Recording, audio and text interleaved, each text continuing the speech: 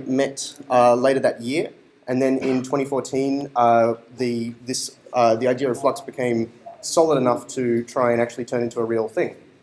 So we decided we were going to do some things about that, and then promptly didn't do anything for a year.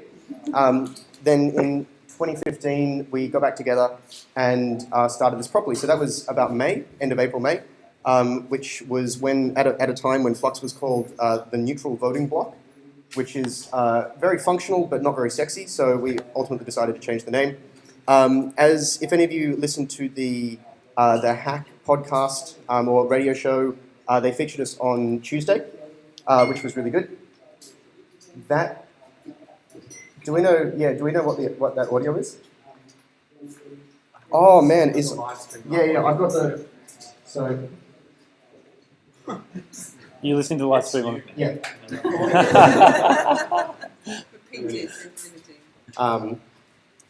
Just mine. Just yeah.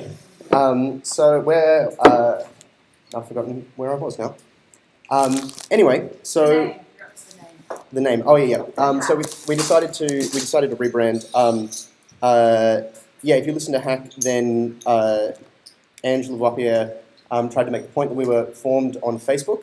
That was really probably how many of you heard about us originally, and that was really what kicked us off to get enough members to do registration and actually get that out of the way. So I think we're about 5 weeks away from actually being registered now, which is fantastic. Anyway, Nathan, do you want to give a bit of background? Oh, okay, yeah. So the first reason, I guess, for doing this was that I've always felt that democracy was very inefficient. If we look at things like the number of young people who think democracy is the best form of governance is like at the 60% mark. And I guess both Russia and China are pretty strong competition at the moment. Anyway, so I've always felt like democracy can really be improved. When in the first iteration of Flux, I realized that we could do it, like we could form a wedge and essentially get 6 senators elected with 1% of the popular vote. Now, that was based around the Senate preferencing system that may not exist at the next election. So maybe we can talk about that a bit later with the questions. But basically it grew out of this idea that democracy can be 10 times better than what it is now. And that's simply a matter of the right knowledge. We've continually iterated the design of Flux to try and move us closer and closer towards that. And that really is like the 10x sort of figure is really the goal of where we're going here. It shouldn't just be about passing policy. It should be the quality of the policy goes up, the economic condition of the country goes up, and it should be so infectious that it literally spreads across the planet. So once I realized that sort of thing could be done, and that if we're right in some of our assumptions, then it's going to happen, then it was sort of like it came to a point where we couldn't not do it. There was no way that we could stand by and not try and do this because the opportunity cost was just too high. So that was really, I think, my motivations in the beginning. That's what they still are. Nathan and I definitely share that, which is why we've been doing this for the past, nearly 12 months now. Yeah. So, cool. Does that answer that a bit more? Yes. Yeah, sure. Excellent. We've got all night. Hey guys, thank you all for coming. I'm Nathan. As Max mentioned, we met through the Bitcoin community about 2 years ago now. My personal background is originally in sales. I later moved into technology. I've worked for Apple for about 3.5 years and also spent some time in between there working in the Bitcoin industry, which is what led me to meet Max. For me, Flux is really something that I feel like my whole life has been leading towards. I found very early on in my sort of mid-teens that I really recognized a problem with the way that we were doing things on this planet and didn't feel like there was any leadership to really move us in a positive direction. And I started university studying political economy and government international relations, and I found that those degrees troubled me a little bit because I didn't really see a lot of the solutions that I was looking for in those degrees. I didn't really see a path to a solution to the problems that I saw. So that's what led me to Bitcoin as a disruptive technology for the economic system, and ultimately what led me to Max. And for me, Flux has been the most important thing in my life so far, and I suspect it will be for a long time to come.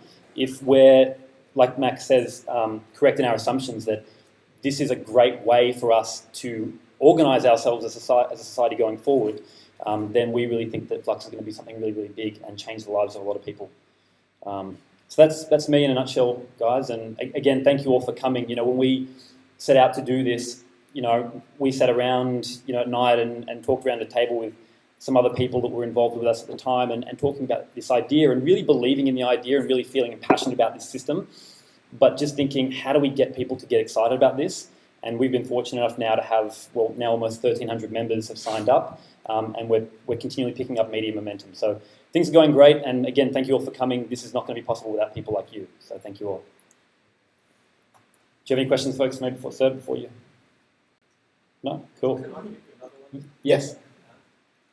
You really haven't told us what you're working on. It seems to me, and please correct me if I'm wrong, what you're working on at the moment is sort of marketplace with votes. It's a way for people to be able to put their opinions forward and those opinions are aggregated. Can you tell us a little bit more about what you're actually doing now? Yeah, sure. So I guess we have a fair bit of literature online around that, and there's obviously a lot more you want to, I guess, a bit more in-depth look at what that all looks like.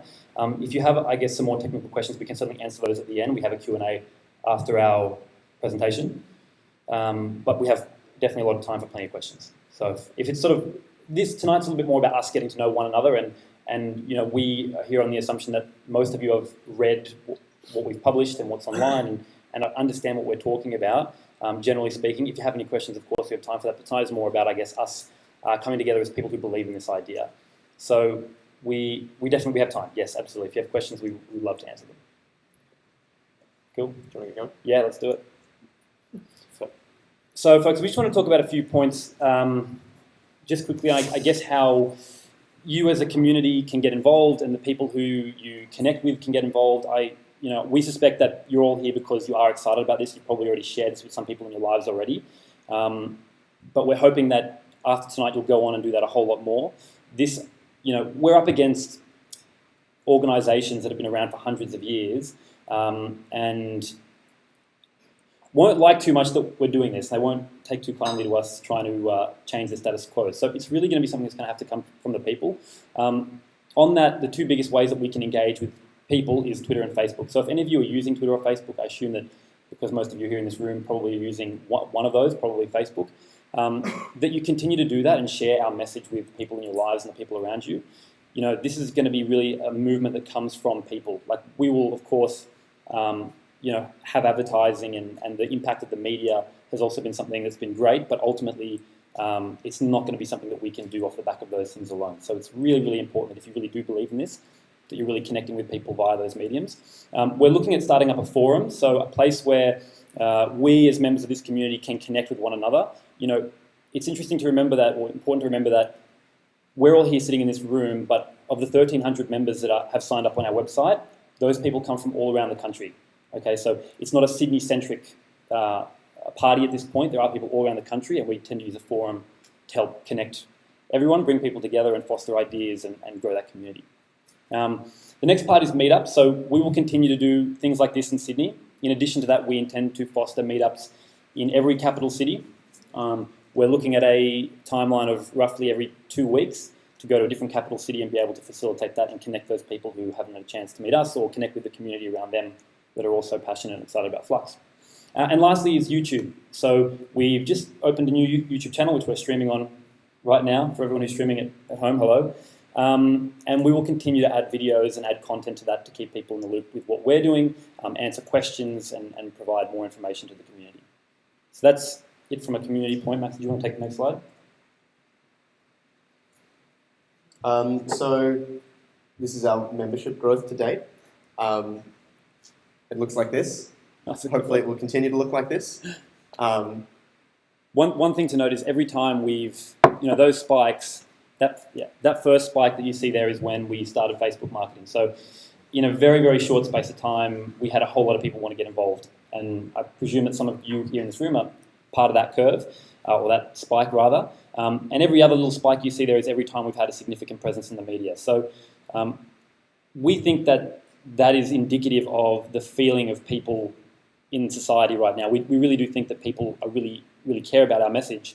And we expect that to really, really take off once our message is brought to a larger audience, which probably brings us to the next slide, membership goals. So some of you looking at these numbers may think they're a little bit audacious. I would probably agree with you. They are a little bit audacious. But as I mentioned before, we think there are literally tens of thousands of Australians out there who feel like we need a change, right? Like, we know that an enormous part of our generation is feeling disenfranchised, but something that we've learned from the intake of our memberships is actually Australians from every single generation are feeling disenfranchised and frustrated with politics. When we started the Facebook marketing, one of the things that we expected is that we would see a lot of millennials jumping on and saying, this is awesome, this is my kind of thing. And that was what our marketing was primarily targeted at. What we found was that people within the age brackets of 55 to 65, 45 to 55 were actually much more significantly represented in that take-up of members at that time. So it completely blew away our expectations, but what it really did was kind of reinforce with us that what we were onto was the right thing, and there are a lot of people who believe that, so we think that those are achievable numbers. 10,000 by May at the current rate we're going, and with a little bit of more media attention, we think that's achievable. And then once we look at proper advertising, 100,000 by July. That, by the way, if we achieve that, would be double the Liberal Party's membership. So when I say audacious, I definitely mean it. Cool. So going forward, so just a few things I'll touch on fairly quickly. So we do intend to redo the website. We've had some feedback that the website may be a little bit technical and may require some deeper understanding and explanation. So we're working with a copywriter to rewrite that and change a few features of the website. We're also looking at bringing out an app in the near future. The app won't be fully functional. Do you want to talk a little bit about that? Yeah. Okay, so I'm just going to go to the next slide because it just has all the things on it that matter. Can you guys read that? Does that? Anyway, this is our very, very rough timeline that covers, 4 things. So advertising, election, community, and the app. Particularly on the notes of the app, we want to have essentially a beta out by the end of April. That won't have the voting system in it, but it will have the interface. And so we'll start playing with that to figure out, it's far harder to design an intuitive interface that is accessible to all age groups and able to be rolled out across the country than it is to actually do the back end. So we're going to focus on that earlier because that's both something that will help us in terms of acquiring members, but then also and the lead up to the election, but then also give us some really valuable feedback. So that's roughly what we're planning on doing there. We're going to launch a sort of an updated website. We are working on a timeline of a double dissolution in May. That's both because it's the worst case. It's actually sort of in some ways good because the quota is lower to win Senate seats, but it looks increasingly likely at this stage given what's going on. So we're working on that, have a second website up in May geared towards the election as well as providing a way for people internationally to get involved. We've had interest from half a dozen countries or so of people who want to do what we're doing here there. So that's roughly where we are with that, with the technology side of things. In terms of candidates, one of the problems we're having at the moment is finding candidates. If you or someone you think would be a great candidate for Flux, and we can talk more about that later if you'd like, in terms of the exact qualities and things like that, then please put us in touch or get in touch with us. We have got a little form set up online that was in one of our previous emails, but we'll give access to that to anyone who wants. Running in federal electorates. So we're planning to run in maybe about 10 electorates in the lower house. That's mostly just to try and destabilise major parties, or particularly the Liberals and Greens, because of their supposed Senate reforms. But otherwise, we'll be running federal candidates in every state for the Senate elections. Which is where we really care. They're the ones who only, people in the lower house don't have a chance of getting elected. So that's just more of a protest thing. But in the Senate, we need at least 6 good candidates. So Nathan and I are there, but we're also looking for other people who would, essentially the main criterion is not leaving Flux as soon as you're elected, because we don't want to be another Palm United party. I have to have one more criterion, that is that you more or less have to be really comfortable sitting around a whole lot of the day and just doing what the Flux system tells you, right? Because that's basically what being a senator for Flux is going to look like. It's going to be giving up your autonomy and just sitting there and doing what Flux says that you ought to do. So, patience. This is another virtue we're looking for. So in terms of, a lot of people have asked about ways to help as well, which is a bit difficult to answer at this stage because we need to remain so lean in order to actually execute. Some of the other minor parties out there will take a week to make decisions about whether they want to put their name on a press release or not, and that's not a model that's going to work if we want to get elected. Anyway, so state branches is one of the ways that we're playing with this idea. I don't know if any of you are interested in that sort of thing, but we're thinking about opening that up soon. So any thoughts on that is good as well. And then, yeah, as I mentioned, the idea of taking Flux worldwide, that's probably going to be fairly contingent on how the next election goes. But we do want to, if we put the effort into coding this app, we don't want it to go to waste just because something bad happens here. We want that to be able to be reused anyway. Yeah. Yeah, so this is the rough timeline. Does anyone have any questions about the timeline just while we're here? No, but I have a question about the app versus the party. Sure. So are there two separate businesses here? One's a tech startup using blockchain, etc., and we're going to license that around the world? So at this stage, the app's just going to be fully open source. So it'll probably be MIT licensed.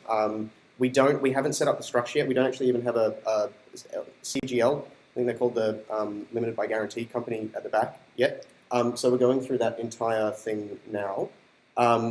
Ideally, we want to, it's ultimately with any sort of app, it's about getting users. So we're looking to whatever method gives us basically makes it easiest to implement places, then we're going to go with that. Okay, but is the technology side of it separate to the party? It probably will end up being, yeah. But that's more of a matter of convenience than anything else.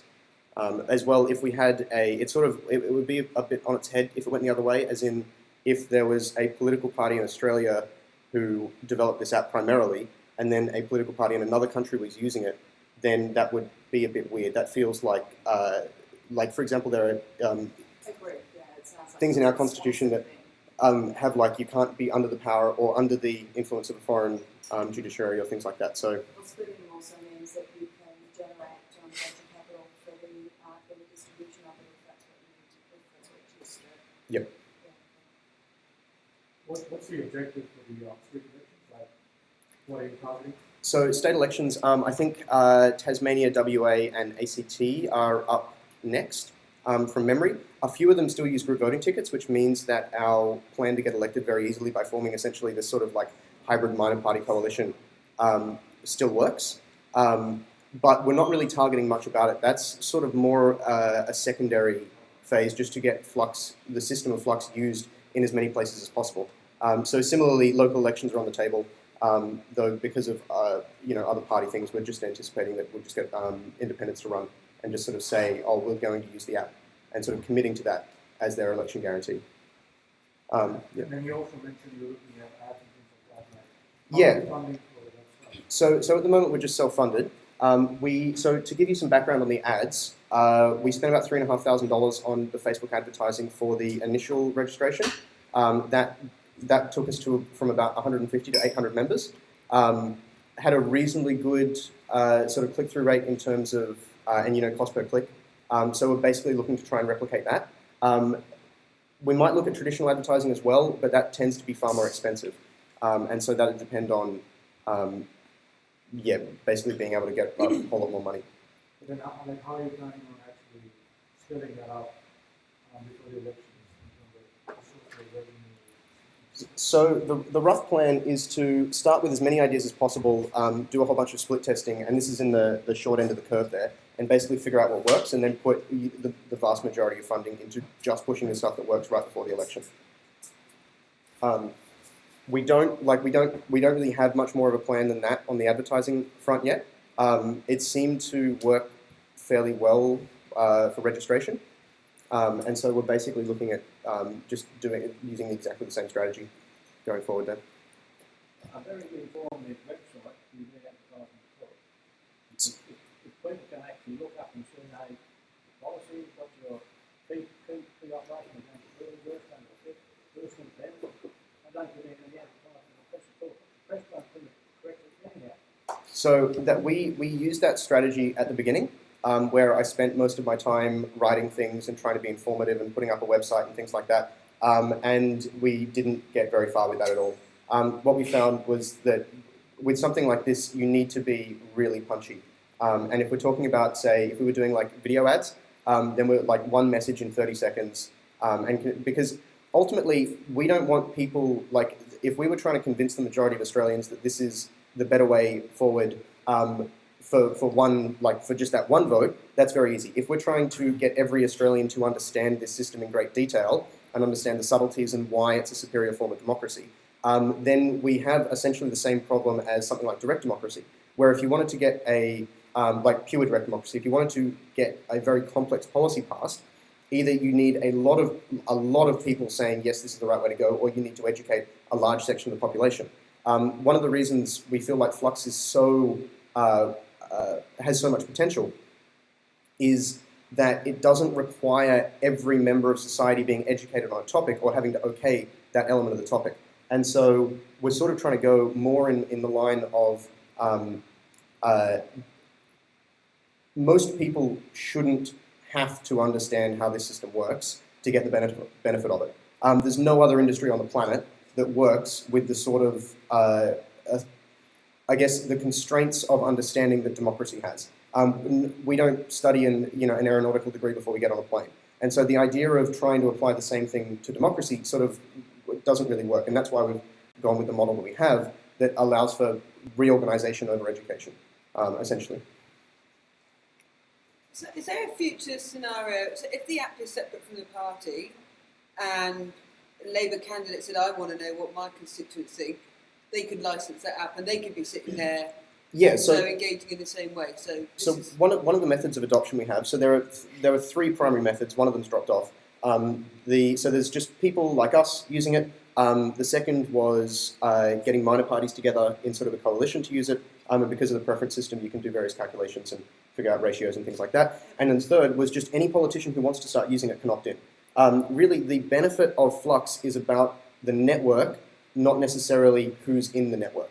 Now, over time, that'll tend to more of a direct democracy style thing where everyone participates, because that's theoretically more efficient than a room of 150 people using this.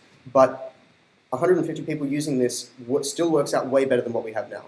And so the idea of any politician being able to opt in will probably target independents first, because opting in means giving up your sort of autonomy on votes for the benefit of the system. And so I don't imagine that many Labour Party or Liberal Party members are going to jump on the bandwagon straight away for all the party social pressure and etc.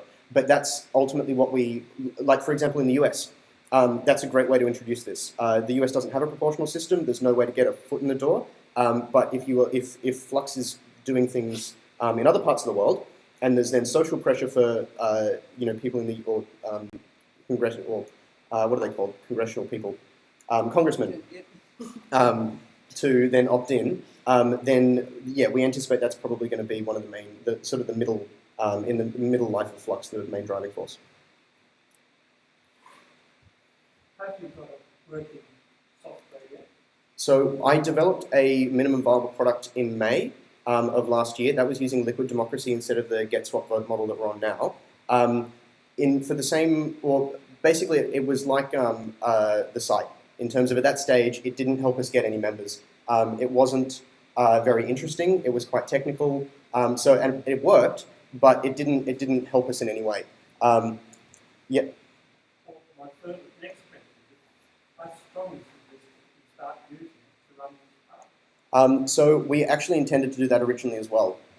That was, I feel like as we've come along, it's a bit romantic in the sense that we've got 4 months before an election, and we need to be able to make decisions and mobilize with the minimum amount of hindrance. I mentioned before the idea of other minor parties having taking a week to put out a press release because they had to get just 10 people to okay it. While we do once Flux is established, we do want to transition into that. At this early stage, there are a number of concerns. So I'll go into more detail there. So firstly, there's the idea of selecting candidates via this system instead of, another sort of democracy, whatever. That is a problem because it introduces a denial of service attack where either a faction or another party can come in and choose one candidate that then later is like destined to leave.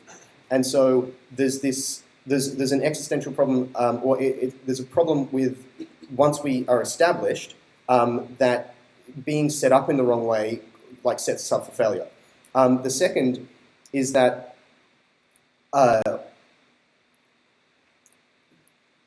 got a couple of things to add.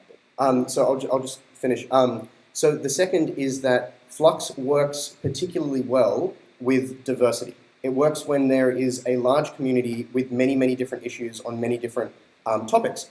And that's because its main power is reorganization.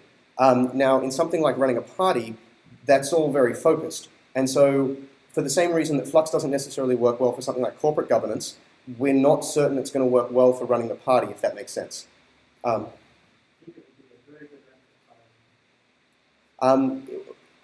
We can reconsider this like as time goes by, perhaps even before the next election. Realistically, I'm really hesitant though for the reasons I mentioned before. I mean, I agree it would be great advertising. It's sort of like this. I mean, that side of things taken care of. Like the voting system itself is totally transparent. When they're when we actually have senators, that I don't think that'll be a problem at all. But I feel like when you say what they're voting for, are you talking about once? I mean, actually playing the game, saying, wow, this works, I can get the party to do that. I can bring in this regulation. I can suggest this rather than that. So I guess, I mean, sorry. I think that I find You raised some good points there. I think the challenge that we face right now with implementing Flux, the system internally in the party right now, is that if Flux is a system that's been designed the system that's been designed to correct mistakes. Okay, so we anticipate that Flux as a system in politics, in the same way that politics right now produces mistakes, they will occur, but they will be repaired, right, quicker than a 3-year term. The challenge that we have is that we only have a few months to get elected, so we have to be very, very quick in our responses. We can't deliberate, and in this sensitive stage of Flux, using the system might jeopardize the possibility of getting elected, and ultimately if we don't get elected, then whether or not we have an app is completely irrelevant. So that's, the other part of that too is building the app and completely designing the app that works, is functional, and has a complete back end is obviously also costly. And that money at this point is better spent getting elected. Once we're elected, then happy days. We raise the funds, we make an awesome app. But that money is probably better spent at this point. I can share your sort of anxiety about you two guys going and doing something complete isolation. However, I kind of understand that that's the only way you're actually going to get it done because you've got an awful lot to do. I guess my disappointment comes from you not looking for opportunities for other people to be involved in ancillary activities. And I think you just made a job when you said, hey, let's get people to nominate candidates. Well, how would you know what your candidate was? Perhaps that's something that people not involved in the work of children could do separately to that kind of well, is the kind of person that is involved in candidate. And that would give the people who are now interested in wanting to help something to do. So on the note of candidates, I think there's basically one criterion above all else that matters in a candidate, and that's appreciating that the Flux system is a better method of making decisions than their own opinion. Like that right there is, I feel like is just that's all it is. And so deciding whether someone has that quality or not is very difficult though. So With respect, I think that's not correct. Yes, that's a really important thing, and how are you going to protect that? I don't know, because they can how are you going to protect that is a subject for another discussion. But those are going to be, those will be the gatekeepers of information. They'll be the pivot points, the nodes that information comes to. And they're going to have some kind of leadership role in inviting that in a way in which it can be then acted upon. So I think the roles Yes. we need to think about, well, what are they really actually going to do? And I know it's very early because you haven't operated the system, so you don't actually know. It's going to be a lifetime. I think once you start working with it, it's surprising. So I know you don't know, but it's going to action. So I do want to touch just briefly on the gentleman at the back, what you were saying before about, you mentioned the ideas of policies and deciding policies and being able to influence the party. So Flux is totally able to, say, for example, put two mutually exclusive opposite bills before Parliament simultaneously. So it's far more about, as a party, we're essentially a technology platform in the way that we take parliamentary power and then make it accessible within a particular system. The ways that people express themselves in that are what determines the policies of the party. That's not something for the leadership to determine. And so in terms of steering the party in its development, it's about getting towards that goal as opposed to coming up with the perfect set of policy. Does that make sense? I feel like... yes. I think that policy is quite I'm happy for you guys to do it. I'd just like to see you would get a feel for it. And I feel that that would be a very incentive for us. Yep. If people could get online, go to the website, say, oh, there's a pharmaceutical things here, who do you want to choose from or whatever. And then see what decisions come out. And then it makes sense to Demo mode. Yeah, demo mode. It's not actually about running the party, it's about It's a very involved discussion there. I mean, talking individual politics. Some of the arguments we're making are what I used to hear in the branch meetings 10 years ago. What we're talking about now is digital access to democracy now, dynamic democracy, not just one day or 4 years. That's the power of it. We go there and then there. So, when they set up your and you want to have that, fill it in your hand and so on. But it doesn't necessarily, I think there's something to be said for, these guys have got us this far, and they've got a timeline to stick to. We don't want to sort of muddy the water there. But what we can do, there's a timeline to get this, some kind of, at least the interface out by April or during April and so on. So that, we can start playing with it. And it doesn't have to be playing with it in terms of internal party policy. We could start playing with it in terms of real policy. That's a more interesting thing. I don't want to vote on some man in the next meetup. Let's vote on actual policy of the country. Even if it's like a mock smoke and mirrors fake voting system with comparable checking back and so on.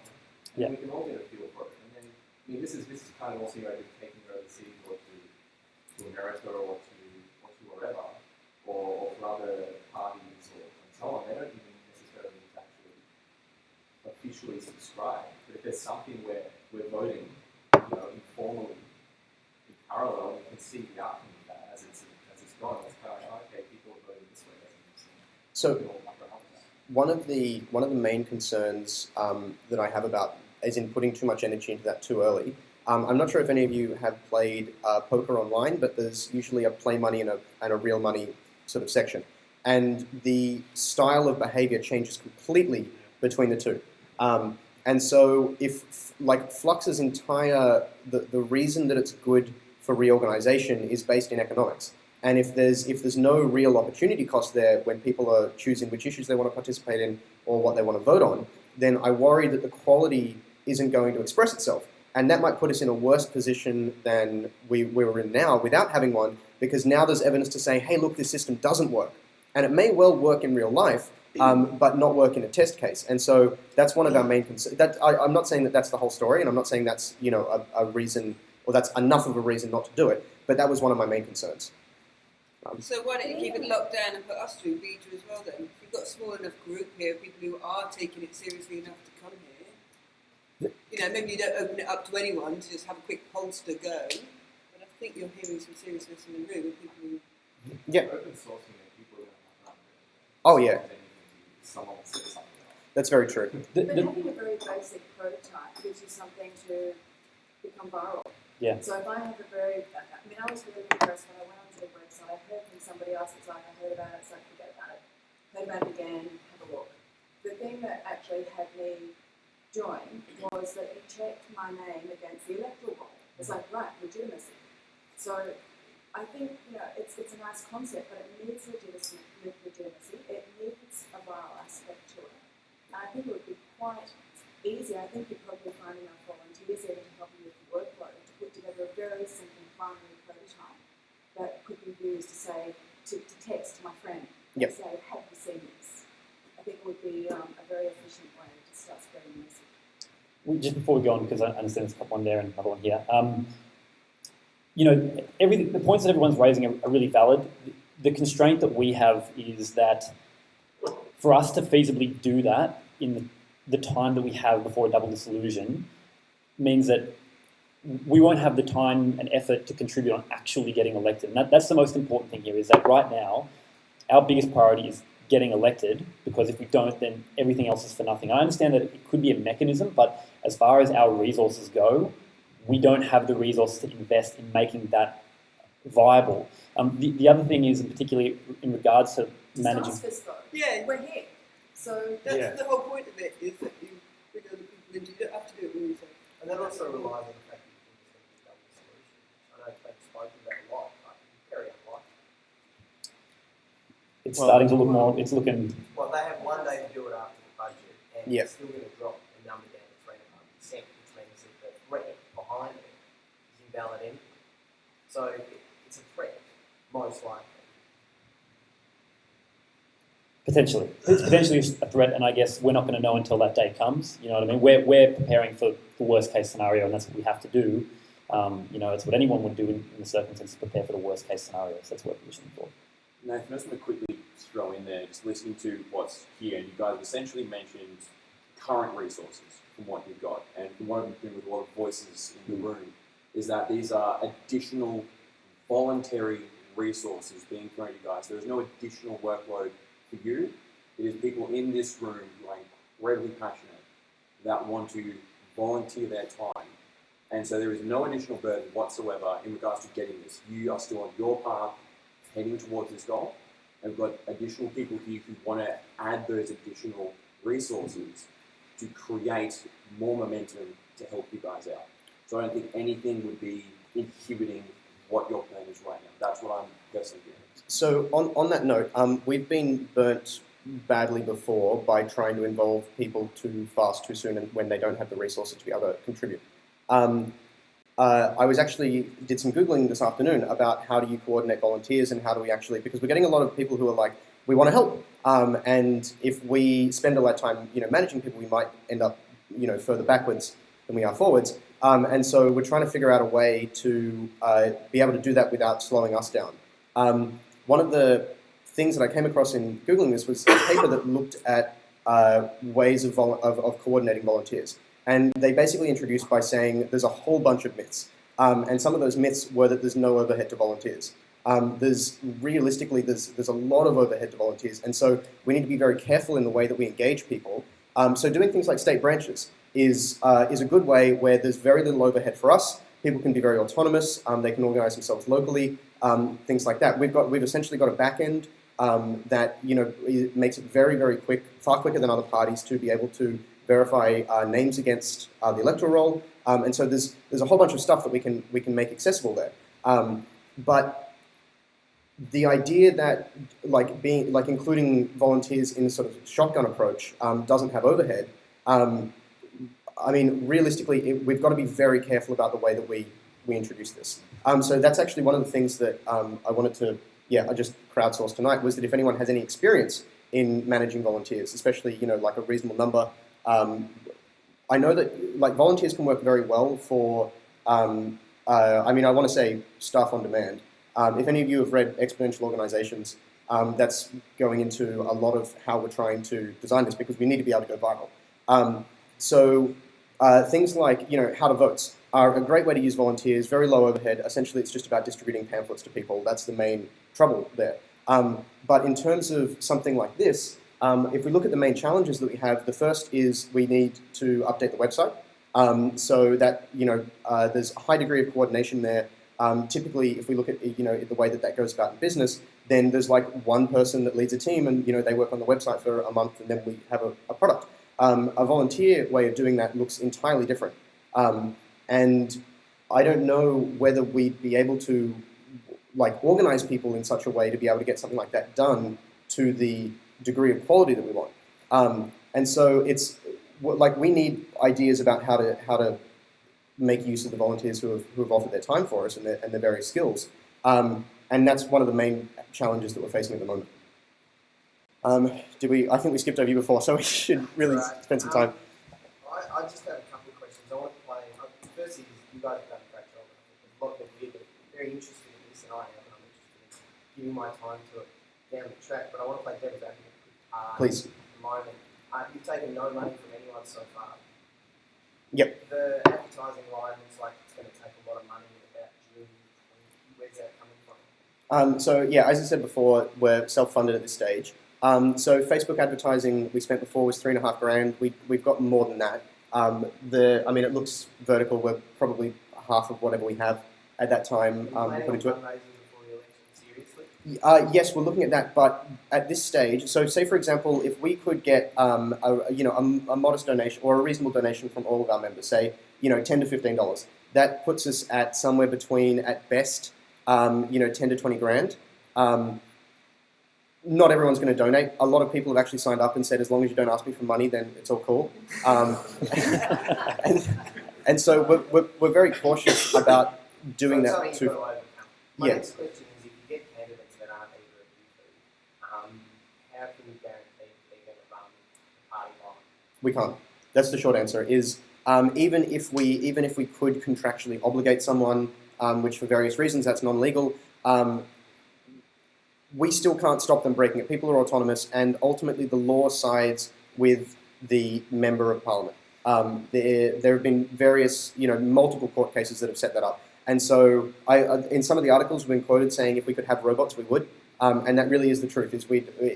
This works best with the minimum amount of human interaction between the system and the actual votes. And so my final question is about sort of caucusing. I've been a member of a major party and I've worked on the last 3 federal election campaigns. I've got experience in this kind of stuff. Party rooms work a lot like this. My friend Johnny, I've come here with one friend, I know one, 2 people here. My friend Johnny is very charismatic, he's wearing a shirt, sitting right next to him. He wants to stop him over time really working the room seriously. I've never met a union official that could work his way in Buckingham Palace if he wanted to. Yep. On top of that, probably 85% of votes that go through the Senate bills are voted on bipartisan unanimous across the board. There's stuff like add an extra 100 hectares to a local national park. Yep. So what you're doing is you're allowing people to really conglomerate votes at a really serious level. And my friend John is very charismatic, as I say. And there's about 45 people in the room. I reckon between him and me and another guy I know, I can work this pretty quickly. What's the difference between what you're saying ideologically, it sounds amazing, and the reality of party politics as it works through from branch to branch to branch? That's exactly right. Yeah. So Flux is we've got that in mind. So we expect people to, who are like yourself and Johnny, to be exceptionally charismatic and influence other people. We hope that does happen. We hope those people who have got something to say and something to really contribute. And the cool thing is that if there is enough opposition to that, it will appear. It will manifest. If it's a bad idea, if what you're communicating is not good or is not perceived to be good by others, it will attract those people into the Flux ecosystem and into Flux. If you go to an ALP federal conference and use the most recent one as an example, Shorten won 9 out of the 10 votes on that through backroom deal. What's to stop that happening in this environment?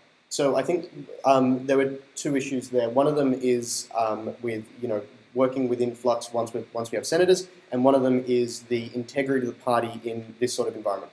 So, yes, what I mentioned, some of the concerns I mentioned before when I talked about denial of service attacks and that sort of thing, is particularly the reason that we haven't implemented Flux as the internal system of democracy in the party is particularly to stop that happening. Because when we are this young and this fragile, if there was a charismatic person who came in and wanted to be malicious, then they would be able to destroy us very quickly. At 14 million members, it's less likely to happen. It's that like Flux works like in the same way. Like representative democracy works because everyone's participating, or near everyone is participating. When I say works, there, with all the caveats that go along with that. If it was the case where only 10% of people were participating, then it becomes far easier to manipulate something like that. And so we do want to transition into a more open system once we are large enough to be resilient to that. You mentioned the idea of backroom deals as well. Now that's not something that's we're ever going to be able to get away from. In terms of at a federal level in the actual Senate, the reason that we're pushing people towards a marketplace is to move that out in the open. If you studied any economics, then open marketplaces tend to perform better than closed systems where people it's not that the closed systems where people negotiate in person don't have a place. They obviously do, because that's where How are you eliminating? we can't ultimately. What we can do is introduce a system that reduces the friction between people interacting, which is one of the main mechanisms by which that's not defeated but hindered. Now, particularly, it's about every time that there's an opportunity to break down one of those backroom relationships. The breakdowns need to be faster and more ready than the building up. So in a lot of ways, this is actually similar to the question of like a two-party system, whether a parliament tends toward a two-party system or tends towards decentralization / diversity. Just to add something to that as well, I mentioned earlier that Flux is a system that is about correcting mistakes. I often liken Flux to evolution. If you think about evolution, evolution produces good and bad mutations, right? But through the process of evolution, bad mutations that don't allow the species to survive don't cause it to reproduce and therefore aren't continued. So Flux will produce leaders. Not everyone's equal in this regard. So do you get to rate Johnny for his trustworthiness and the quality of his advice last time, so that the next time around you go, well, I listened to him and look what happened? Absolutely, and that's the point. That's the point of Flux. That is the point. That is correct. It is a natural mechanism so that people, what we're saying is we're trusting people to make an assessment of Johnny. Okay, we're saying what democracy is for people to say. Right, so they make that assessment by finding out about them through one of two ways. The first one is through Flux party distribution, and the second one is through the media. And say my friend Johnny, that is quite a harmless gent, but he's actually in the Senate. So all of a sudden, his vote isn't as equal. It doesn't matter what you want to say about whether or not he pushes the button like everyone else does. If he's the guy fronting the cameras in Canberra, and he's the guy organising, and he's the guy receiving the funding because his office gets the funding, not the party at the end of the day, then all of a sudden his vote and his influence becomes far greater. So yeah, this is again where it's two different things. So if we're talking about Johnny as a candidate and as a senator, that's where again comes back to the importance of selecting a particular kind of person, someone who really believes in the system beyond their own merits. But I assume it's one vote, one value all the way through. So when you say it is, yeah, it is, and I guess I'll try and explain how. So once we have a series of senators elected, okay, at that point the Flux ecosystem, the Flux system becomes open to every single Australian citizen, right? At that stage, the people who will rise, I mean, if you're familiar with the system and the literature we have on the website, the whole point of Flux is to say that not everyone need be an expert in every area, but rather nominate people whom you trust to make decisions on certain policy areas on your behalf. Now, one of the earlier models that we used before we came up with Flux was liquid democracy, and the whole idea of that is that you can change, right? You can consistently change who you're giving your vote to, and it's still part of what Flux is. If someone doesn't represent your views, or if you give your vote to someone that under the pretenses they would vote in a certain way, and that should change, your allocation of votes then can change as quickly as you find out about it. So in the same way, I go back to the evolution example, bad leaders will come about. Like, let's say Johnny's a really bad guy, but he's really charismatic, and pretty quickly everyone realizes, like, hey, he really sold us on that, but he's voting in, his votes are really not in line with what my core beliefs are or my set of values. He'll start losing his support from day dot as opposed to 3 years later at the next election. And that is the point of Flux. It is a natural mechanism, not to prevent bad leaders or bad policies from occurring, but to correct it quickly. And I kind of think that over time, what we'll actually produce is very, very good leaders who will potentially be leaders for a very, very long time because they continue to produce excellent policy and they continue to have the support of the people. And Johnny, if he's as charismatic, hopefully he's great at selecting policy too, and he'll be around forever. And that would be great. We want to see that. We want to see that. That's very status quo. I mean, that's a good thing. Yeah, We should need that. Thank you. I think can we go at the back and then there and then there? Yeah, you said that it change very quickly whether or not they make good decisions. But isn't that part of the problem? Like most good policy takes like a significant amount of time to change. You know, what would you do when you get a basic instance with the white decision in America with Trump, but that's on a larger scale? What happens when a policy hurts in the short term because you have someone with vision and this actually deserves to lead, has made a decision that sucks in the short term or doesn't work, seems like it's not going to work, and then it goes on and it shows to work, but that person's getting rubbish because everyone can click or make a quick decision, and suddenly this person who's made a really visionary decision has been just rubbish instantly, and then 8 years down the track when that policy starts to work and they're lifted back up? That is a really, really good question. It's a really, really important question. Max might have something to add to this, but for me, if any of you have read a book called The Beginning of Infinity by David Deutsch, he talks about explanations and the importance of good explanations being a foundation for everything that we do. And we expect that Flux is not just going to be a system, well, it's going to produce better policy, but it's going to do that by providing better explanations, right?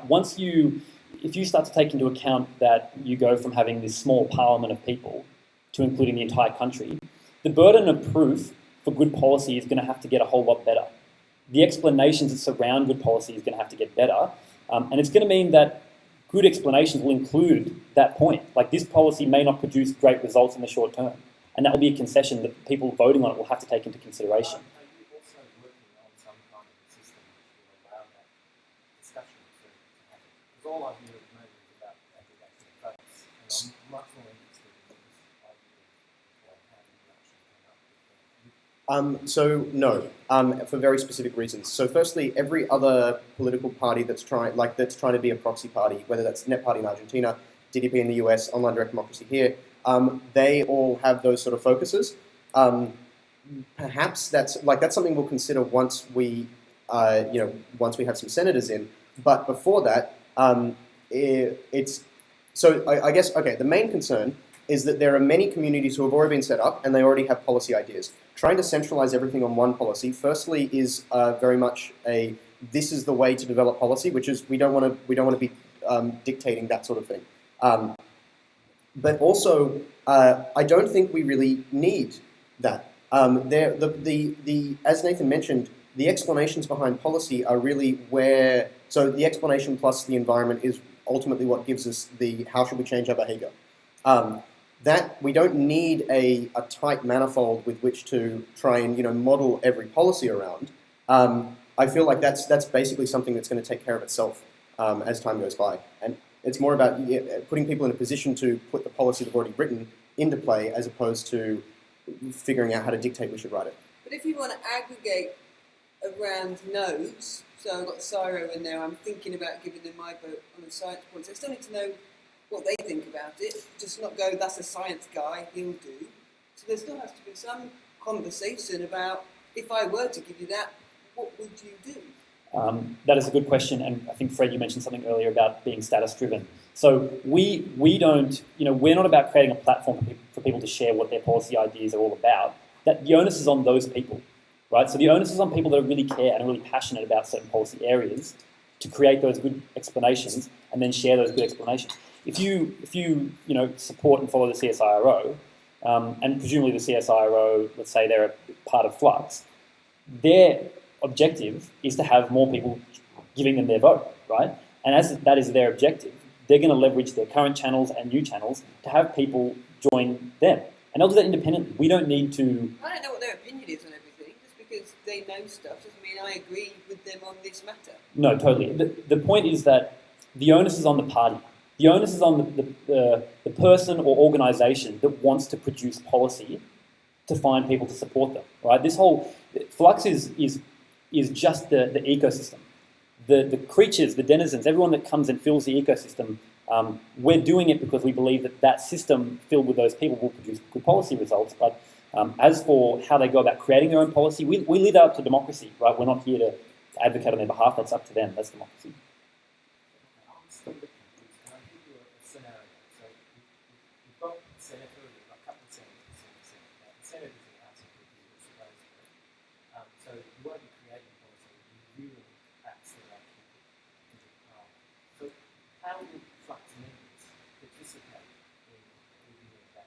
So as far as I'm aware, I'm pretty sure we can still put bills forward. You can implement bills that aren't money bills, but you get handed out. Oh yeah. No, Flux is far more useful as when it consumes the entire parliament, as opposed to when we just have, if we get 6 senators in, then essentially most of the time we'll be the crossbench. That's where the real utility of Flux comes in. Is not in the early days. It's not in being like playing government. It's in the stuff that's controversial. We become the deciding factor. And so say you've got 6 senators and you've got the balance of power, and someone comes here and says, "Oh, you want to do this way down the track," that's something you've got to decided about. And the way those deals work in Parliament House is it's about 11 o'clock, and they've had a couple of years. You have to make a decision there and then. It gives the 6 senators the right at that point to make a decision. They don't.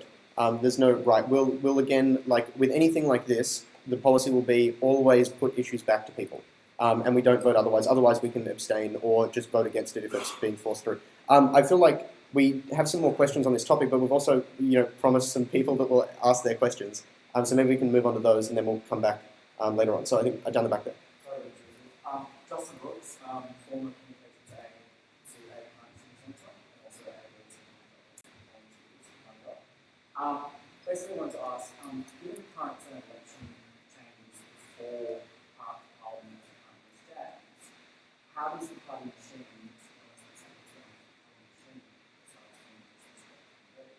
How does the machine plan to deal with these election changes that are designed to root out small parties? Yeah. So obviously, Flux was conceived before the reforms were put forward, and so that does leave us in a bit of an awkward position. There's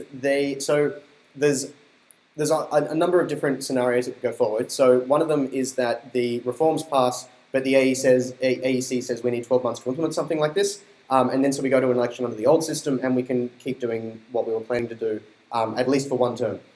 If that gives us enough of a stepping stone, then perhaps we can grow enough to be able to meet our quota at the next election, or close to. There's also the possibility of a double dissolution. If that happens, then that reduces the quota, and even under the new rules, that means that we might be able to pull it off. That's far more difficult, but that's an option. There's also a third option, which is that we go to a double dissolution under the old rules, which would be the best case. So realistically, we're the least unhappy minor party, is the way that I've been putting it, but we're still unhappy about it.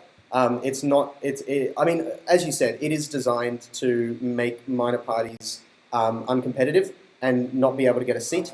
Ultimately, we think that's a terrible way to go because it reduces the ability to correct mistakes. Both the Greens and Xenophon got in originally on preferences, so we can see that it is useful in the past to be able to introduce new powers.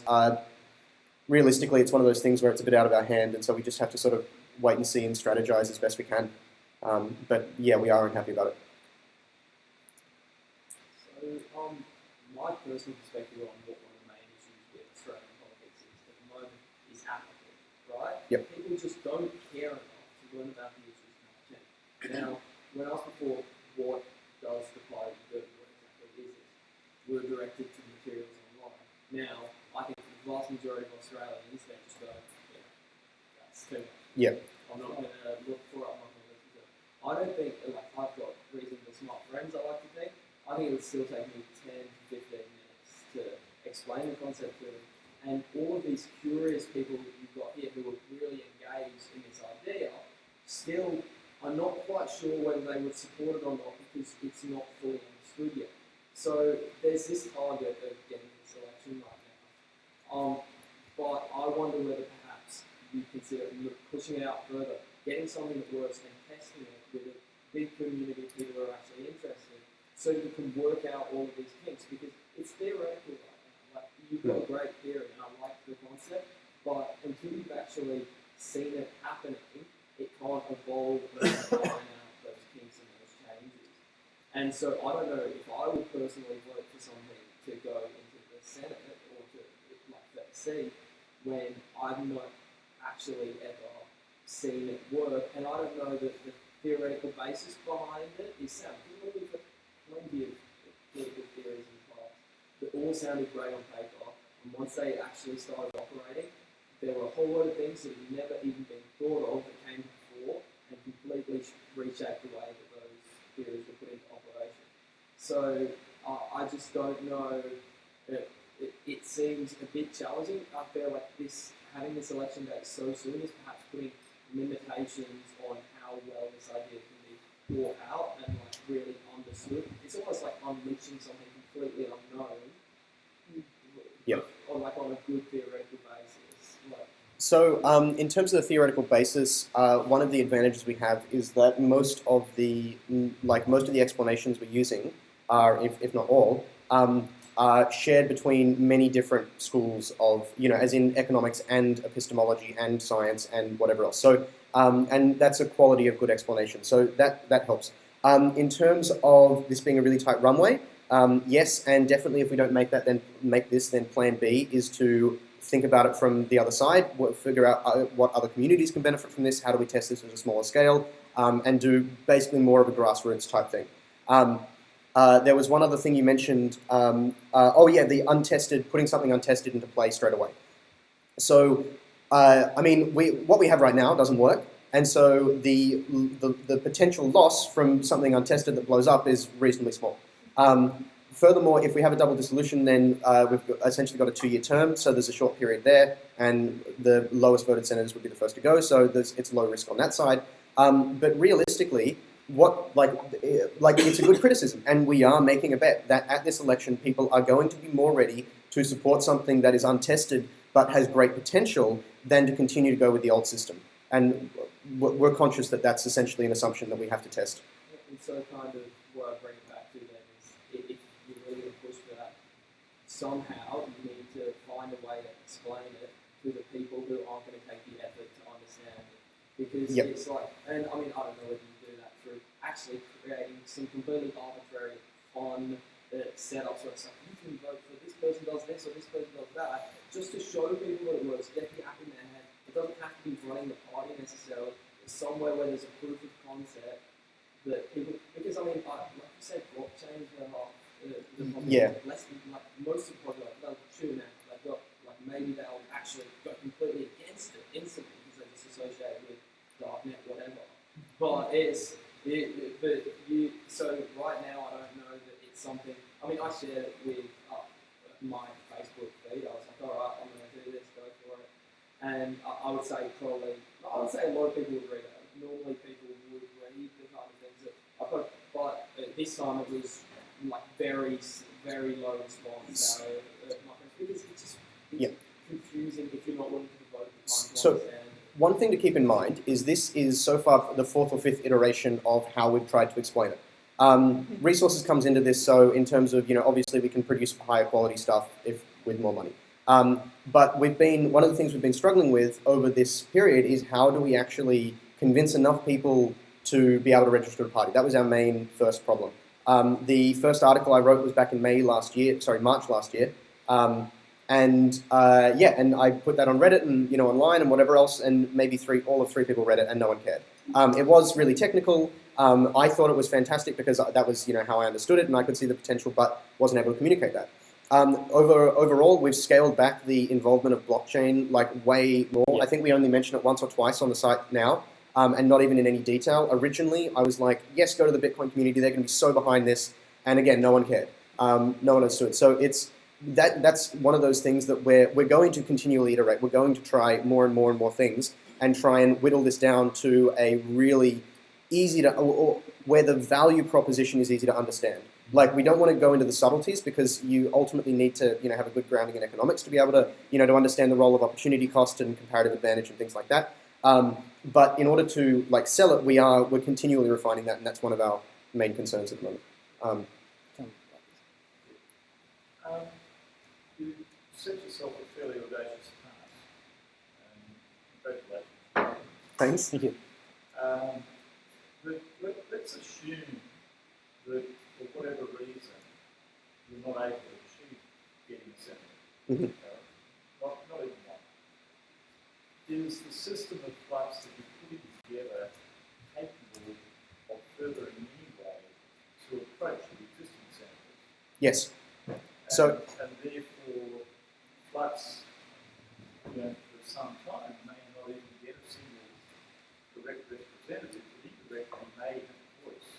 yes. So as I mentioned earlier, it's this system that's far more important to get in place at this stage. Simply getting this used for decision making I feel like that's the more important thing. Doing it through a party ultimately means that we can have all you in the room and we can have more control over the project and things like that. But it is something like we do want to approach other parliamentarians. We want to make it available for them to use. We want to make it internationally available. So yeah, that's absolutely one of the methods of adoption that we're looking into, and we expect it'll probably be one of the main methods, I think, because it's way quicker to get someone to opt in than to get a party up and run an election and all the rest of it. And so even if that's the end goal, then there are definitely multiple paths to get there. So from that point of view, you've also been in a position to support other parties. Yes. If Yep. you felt that that's what you wanted. One of the nice design elements of Flux actually is that it's additive between political parties. And so if there were two parties that both wanted to use the system, in a preferential system, if they preference each other, then it's as though there is just one big amalgamated party. And so we've definitely, having other parties use this, we're totally open to that. We want it to be accessible. We want it to be, and people wanted to do it for their party. Say if the Labor Party, they go to members for a lot of stuff. If they wanted to use it, then we'd be totally happy with them doing so. Would you open it up as a resource so that members could see what constituents or what the country thought and then have that influence their decisions? Or would you only open it up to people who opt in completely to stick by those? So I guess the question there is, how does this work as a survey tool compared to a decision-making tool sort of thing? At the end of the day, I'm not convinced that the preferences of people weighted equally are actually that useful a metric. In the same way that science isn't a democracy. It doesn't matter how many people agree with a theory. It matters whether that theory holds up in reality. And in the same way, the policies that are going to further the human race the most, that are going to cause us to be most prosperous, don't necessarily need to be supported by people, especially before they're implemented.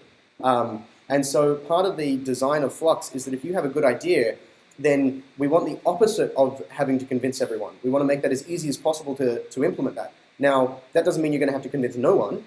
You're still going to have opposition, and the main mechanic is opportunity cost underneath Flux. So there are going to be people who, if you're proposing a change in legislation, who aren't going to like that change, and so you're always going to suffer some resistance. So yes, we could theoretically use the platform to gauge what people believe. There was actually a guy who got in touch with us the other day who's built such a platform that's just around letting members express their preferences and having parliamentarians be the ones who pay for the app to get access to those preferences. I don't know how useful it is, really, is at the end of the day. I think one of the main features of Flux is avoiding having to convince everyone of something, avoiding having to communicate everything over and over and over, or educate the entirety of the population. Just to elaborate on that a little bit, the point is that there are a lot of parts of our society that need improvement, that probably someone has a great idea on how to improve, but they don't have the means, the voice, the capacity to do that. So what Max is talking about when he says not having to convince people, it's not, there are obviously issues in society, and there will be bills that will be extremely high profile, that will attract a lot of attention and a lot of conjecture and debate, and that's good. Big issues that are significant to a lot of people require a lot of attention and a lot of debate. That's what a good democracy does. But there are plenty of things that require very little attention and very little debate that some people have good solutions for, that they can put that solution through, and Flux is going to enable those people to do that with minimal resistance. And that's one of the other powerful functions of Flux. We all know someone, probably all have things in our lives that we're particularly passionate about. And, we probably all know someone, if we're not insanely passionate about one particular area, have a friend or family member that is just obsessed with one thing in their life, right? And if they could change one aspect of the way we do something in a good way, or have an awesome idea, they would do it, but they don't have the means to do it. And Flux says, here, you want to write an amendment to a policy that means this good outcome is going to happen, do it. And provided no one has an objection to that, because it's actually just a good piece of policy, it'll just happen. So we're trying to allow people who are specialists, who are experts, who are passionate to engage directly with this country's policy and make things better without, in a sense, without permission from Canberra, right? And we think that that's a good thing. We hope you guys think it too. We hope that's why you're in the room. I just had a bit of an idea. How are we all going for drinks and things? And should we take a 5-minute break so that everyone can, if you need to go to the loo, go to the loo, or grab another drink and all that sort of thing? Because we have lots and lots of beer, but a very terrible distribution method at the moment. So, Sounds like a political problem. Yeah, we need an app for that. does that sound okay? Yeah, let's do it. I'll grab some of these out.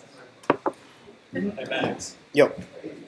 You're part of that guy's question about getting difficulty understanding. I think one of the Nice. fundamentals is show how two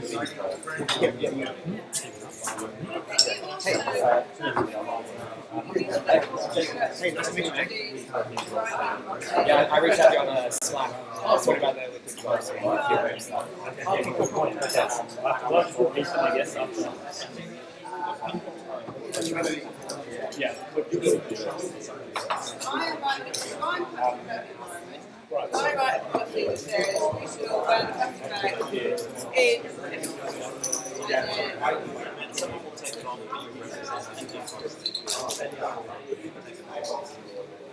I put it up. So where do I get the chocolate chips?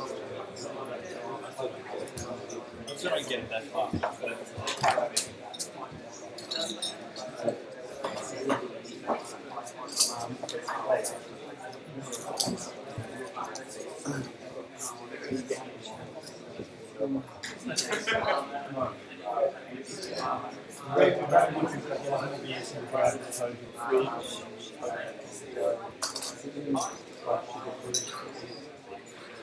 Yes,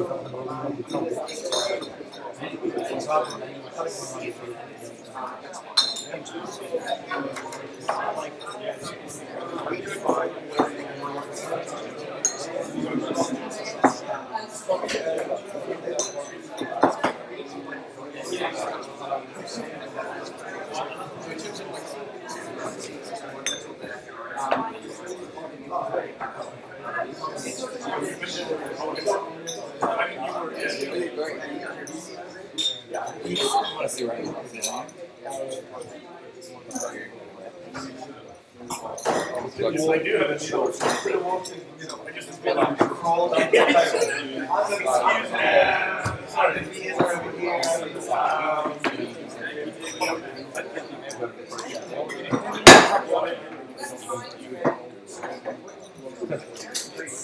It's like a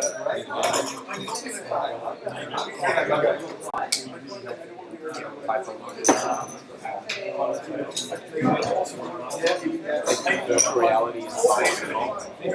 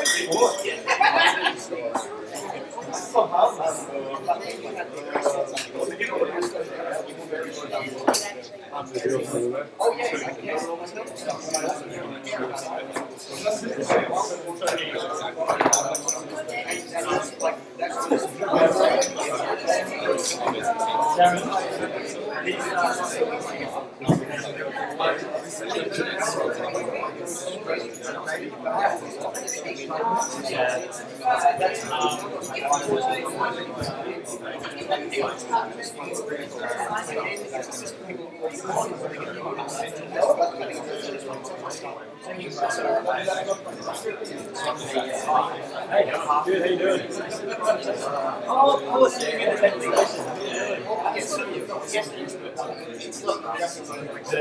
we just had that.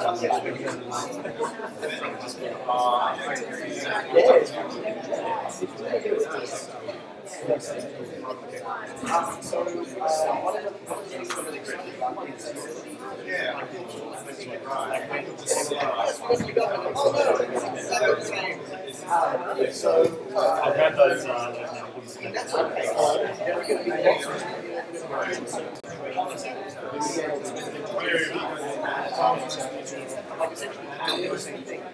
to write up, and it gives a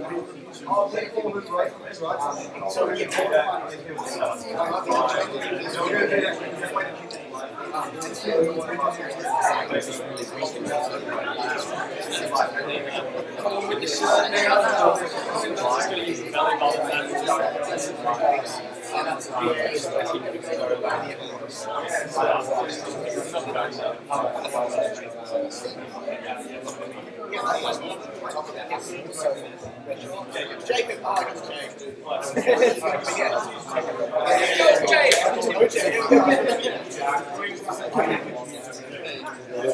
Chris, what's your next Chris?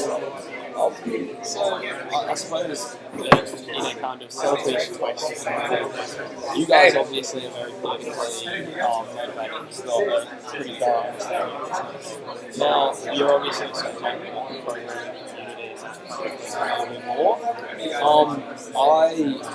I'm associated with the commerce community, and there's a concept that I have which the way that you guys talk about this, I feel the same way about that. Like, but the problem is I have zero programming expertise or anything. Now, what I was wondering with your own social motivation, do you know other people who are similar to you, who have got that similar kind of, I suppose, drive to affect positive social change, who have that kind of skill set? If you that would be willing to sit down for just for a coffee and as just in, like from a development point of view, from a software development kind of aspect. Well, yeah, and I mean, I like effectively looking for someone who would be interested in actually pushing along an idea all the way to actually fruition if they actually believe in it. But so you want it to be someone who actually had that skill set, but also exactly what you guys have where you're saying, look, I believe that things are wrong, I believe the way that we're currently approaching things is wrong, and I even like particularly what you're saying about the fact that democracy doesn't work, having everyone vote for anything definitely doesn't work. You need to have the smarter people making the decisions, but you need to do that somehow without you need to do that somehow without reducing the power of people. No one's going to vote for something if they think it's relinquishing their own. But yeah, anyway, so that kind of social motivation and that desire to really shift the way the society operates is kind of the drive I'm looking for, but also something with that kind of I'd say, look, I mean, probably Max is probably the better person to connect with someone in that respect because he's probably got a lot more deeper connection to that. The Bitcoin space is probably not a bad place to look. The Bitcoin community. If you give me a number, Chris, I'll get in touch with you.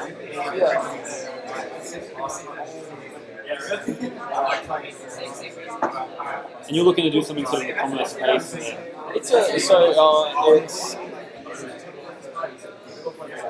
It's an application, but it's the kind of thing that I'm sure that decent guys with a decent tech idea and who are involved in this kind of technical space probably get people coming to them all the time being like, oh, I've got this great idea, I've been thinking about it and developing it for almost a year now and validating it, but I don't have the technical skill. So that's kind of the roadblock I've got now. I don't really want to outsource the technical component. I think I've done all my research. Feel for maybe a partner or something. Yeah, exactly. And so, but that's why you also require someone. Not require someone who's got that sense of social. Have you been? Sorry to interrupt you. Have you been to City Startups on Facebook? No. Okay, I'll send you a link. They're an awesome community of a lot of startup-orientated people, tech people, and hey, this is what I'm thinking of doing, looking for someone with this skills. And then you just interview them and just find your little partner. I mean, they're really good. So let me swap beers. Did we? Yeah. Oh, dude, I'm sorry. No, that's alright. Unless that's sorry. My bad. This is Max's, I think. No, he won't.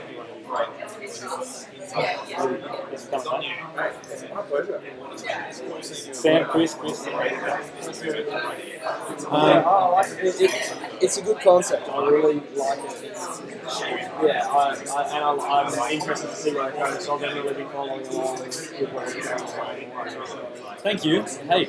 I really like your suggestion of going through a dry run mechanism in a room like this, so that, for example, you could propose, pretend you could have 4 different political parties and nominate people and then get the audience to sort of vote. Like, that kind of can demonstrate how it would actually work.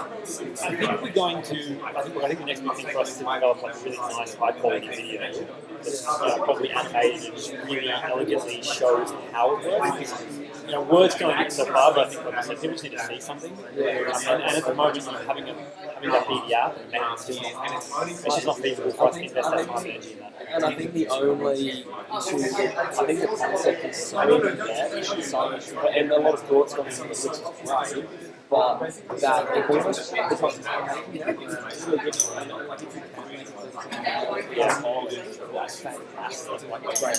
If you can't, the next best thing is to make it be something that people can play with. Because I think it's the kind of thing that if you've got blockchain, they won't hear it. If they're hearing all of this economics of how the decision works and how it feeds into the right decision, because you've got all these different voting blocks, they won't hear it or understand it. If they stand there on their phone and they're actually going, here's what I want, here's what I'm pushing for, I actually want to make that, and actually saying, oh, this is how it works, this is how it doesn't, this will work sometimes, sometimes won't. That's how people who aren't willing to devote the time to think about it will be able to still understand it and still develop. You've got great economics in your job to understand economics. And that's obviously part of it. Like a Google ads on YouTube, you've got 5 seconds to engage someone, otherwise they click and skip ads. And yeah, it really is one of these KISS methods that you have to put into something like this in 30 seconds, pretty much catching people's attention within 5 seconds. And we're also talking about information democracy. But you guys are right. If you guys get the attention to people, then it's not going to get the attention that you need to be able to do that. Just think about what it is, 20, 30 seconds, just so that people understand which. And the difficult part is, I've tried to think about, I've tried to understand it, and I don't know if I could come up with an elevator pitch like that, which then and if you can't, and I don't know, and you guys obviously understand it better, and so obviously you try and change it, but if you can't, then you've got to figure out another way that people can then which may not even be through creating it, but some way that you can get the idea into get the value of it. People just have to understand why it better represents what they want. It's so easy to lose people right now. And they all want to be told a way out of being disillusioned. And I thought that I shared it, and I thought people were going to love this, people were going to love it, and it didn't go over. Like a couple of my very bright friends were like, they clearly read through it and liked it, but then beyond like 5 or 6 people, we didn't get mixed reaction. And this is a message, you're not the only person who raises this, and we're acutely aware that we need to adjust that message now. Just to give you a little bit of the backstory, I guess, we went into this with the objective, or our previous objective was just get the membership we need.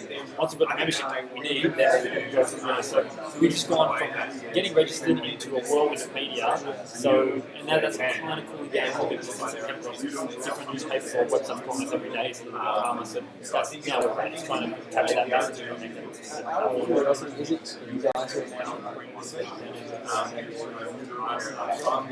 Yes, it is. At the moment, it's predominantly Max, and there are a few other people like so. So what I would say is you've got a room full of people here. It would mostly worthwhile to get them all to go write down what you think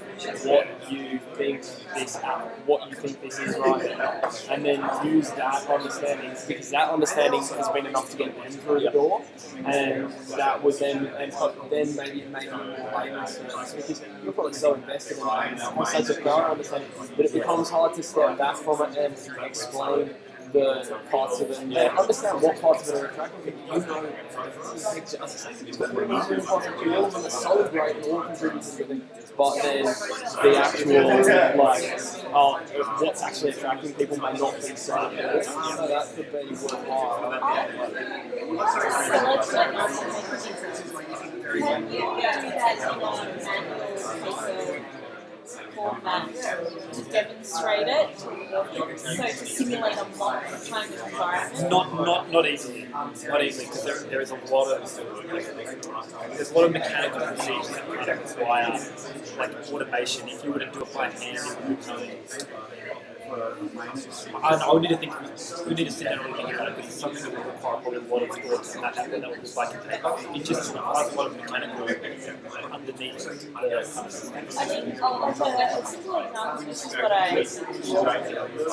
because there are unlike you want to just show the power of in both real time and different policies. So you can have different stuff like Donald Trump versus Hillary Clinton. Like take a look at it completely different, right? And get people to like write post-it notes and show how on a whiteboard how like they could vote real time on those policy pieces, right? And then what you're doing is kind of this type of lean startup for customer data mapping. You get the audience to tell the words and make it particular. You get people to see how. So it's almost and then your suggestions of how they can system So are you sharing it's my full time guys told Are you doing very quick? Yes. Very good. So what I did is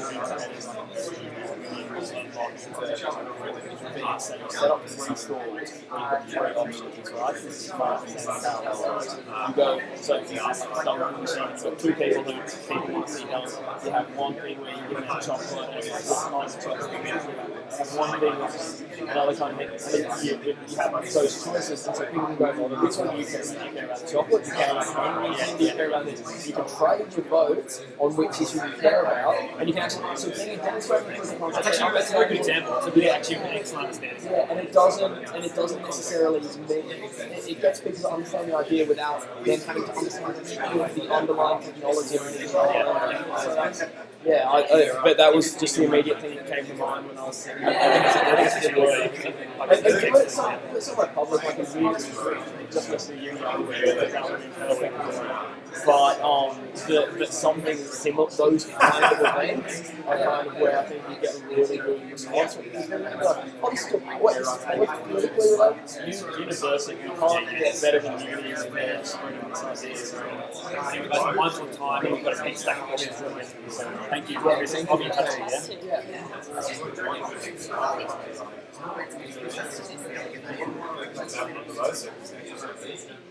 So, your value proposition is far worse, which I think is quite they also have a really, really tiny budget, and they basically make competitors and then put together differences. So, I mean, I don't know. Yeah, I was pretty amazed to actually see that that party actually came to existence. Now it's you guys as well. Yeah, well, I mean, we are doing something different. They have asked. So because Just smash. Yeah, get through these. No, apologise, that was good. Oh, why did you join us? I've got one more about this. We have totally different topics here. So, I'll see you soon.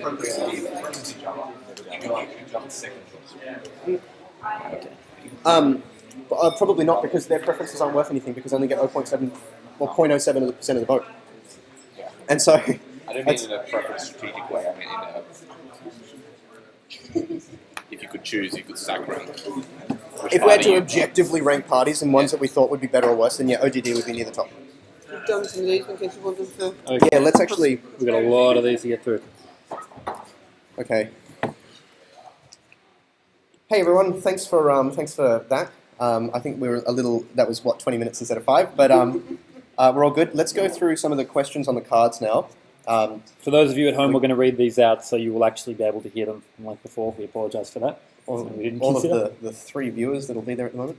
Hey man, slow down. Hang on, how many have we got? Oh, there's 7? Oh, there's 7. There we go. Even better. All right, so I suspect that we probably, in the conversations we've had, have maybe covered some of these things, but if we have, we'll skip through them. But to begin, in principle, politicians represent their constituents. Is this structurally different or just more optimistic? It is structurally different in the sense that, under our current system of representative democracy, a parliamentarian is representing their particular geographic location, right? If it's a federal MP, then they're representing an electorate. If it's a senator, they're representing a state. So the system is meant to be structured. Of course, I'm not entirely sure. I'm not entirely convinced that's the case, and probably most of you in this room are not convinced that's the case. But it is structurally different in the sense that Flux senators will be supporting anyone who becomes a member of the system. And that could be, if the New South Wales senator is elected and someone from or an organisation from Tasmania is affecting that policy, that is basically the outcome that we'll have. So it is structurally different. It is, can I add to that? Yep. So one of the ways that I've thought about advertising Flux, or like a line to use, is basically that it's impossible for someone to represent 70,000 people at once if you take, an average electorate. The only way that you can be sure that you're actually represented is like if you can point to someone close to you in sort of a, like a community sense, whose interests are aligned with you, or you represent yourself. And that's really the power of Flux, is that it's about self-representation as opposed to the forced delegation of, between one or two candidates. So yeah, very structurally different. Cool. We'll probably just try and keep them short for you folks to watch, because there's a whole bunch of these and we'd like to get through them as many of them as we can. The next one is there a political underpinning? What happens in 50-50 lefty? Oh, okay, 50% left, 50% right joint. Okay, we expect that's going to happen. That is a good thing, right? So, but this is the thing with Flux. We don't believe that Australians fall into 50% left and 50% right. We ascribe these names to two different sides of Australia because the two competing political parties are supposedly left and right. But I think if you ask most people about what they believe in, what they care about, you'll find that people are much more complex than left or right. And Flux is about creating, I guess, allowing people to express their uniqueness and what they really care about. So that's fine. That's part of the system. The Flux mechanism is designed to help those people come and find a middle ground that's good policy. And I think we've kind of talked a little bit about those mechanisms already. If you can delegate your vote, how do you know which expert is available to delegate? So we've talked about this a little bit before. We expect that people are going to try to build their own brand as experts in certain fields using the Flux system. In the same way that when they created YouTube didn't go out and say, come and make content. It was a platform and people made content and people became super rich and super famous using the YouTube platform, and YouTube has a hand in that now, but they're not about creating the content, right? In the same way that we're not about showcasing all these different people, they will do that themselves. Yes? So on a super practical level though, if I had a policy I wanted to get the community to buy into, do I post it on the Facebook page? How do I bring that to the community for consideration to attract the votes to push up? So the core idea behind this underlying trading mechanism is that you shouldn't have to go to the community to get legislation passed. If it's good and no one wants to oppose it, then it should pass. And so in a case like this, this is one of the reasons that we got behind the ability to save votes over time, is that you should be able to opt out of all other political involvement and then spend all of your political resources at one point in time. But realistically, we see this as a normal way that people share information. That can be via Twitter or YouTube or Facebook or whatever, or LinkedIn.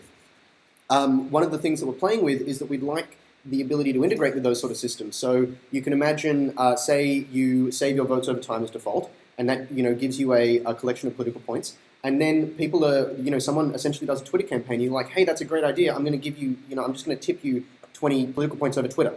And so we're careful not to prescribe that, because if we do, it limits the ability of people to innovate their own solutions. And we really want to leave that open. Cool. I'm just kind of sorting through these because we've covered a lot of it, but we've got to move through them. So there's a question here: how is Flux different from Senator Online? I think probably most of you are already familiar with that, but Senator Online is essentially direct democracy. That is that every single person has a vote on every single issue. We differ simply because we don't think that that's the right way to organise a political system. You can't expect every single person to know what good industrial relations policy looks like or what good medical practice policy looks like. So Flux is about saying, have your say, but have your say in a way that allows you to elect someone to make a decision on your behalf whom you trust to make that decision. Someone who aligns with you, someone who shares your beliefs and values, but also has an understanding of an area that you may not have. And that's the fundamental difference between us and Senator Online. you have any other advice? Just that, like, where a new way to do democracy centered online is a very old way wrapped up in a political party, and the similarity is the proxy party, not the underlying system. So yeah. Okay. Okay, next one. I'll read this one, Max. Maybe you want to answer this one second for you. Actually, I'll read it. Okay. What's your best case scenario for taking this worldwide? United Nations, World Parliament. I mean, look, that's a pretty big question. I think that, we would ultimately like to see every single nation on Earth using the Flux system. We really do believe that it is a better system for empowering people to make better decisions, and it will produce better policy. So that, I guess, the ultimate goal is to have every country on the planet using it. I mean, it's we're for democracy, so. So something like this, I mentioned before the idea of like Flux being an infectious form of democracy, I think, and that's really where we're sort of going here. Is we want Flux to prove itself to be so competitive internationally that it is only in a country's interest to adopt it, is that they can't compete with their existing system. Now, that doesn't mean that they're going to take the romantic idea of every citizen being involved. Like I can imagine somewhere like a country like China adopting this, but trying to keep their authoritarian sort of system as intact as possible, which is what they've done now. So, in terms of taking this worldwide, the plan is basically to acquire every government. Hopefully that takes the form of like parties like Flux starting in every country. Acquiring every government, like United Nations doesn't really come into it. We'd essentially, if we got to that point, we'd supersede them. And it wouldn't be about sort of one world government, more as a unified system of governance. But that is actually, like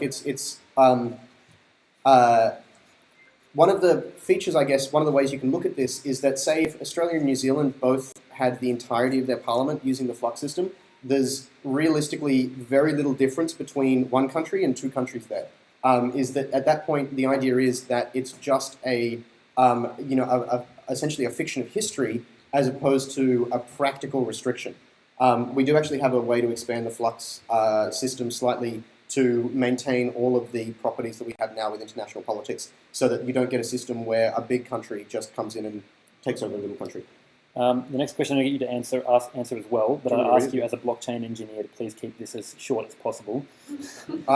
Is Flux possible without a blockchain? Yes, but I mean the economic system is what matters underneath.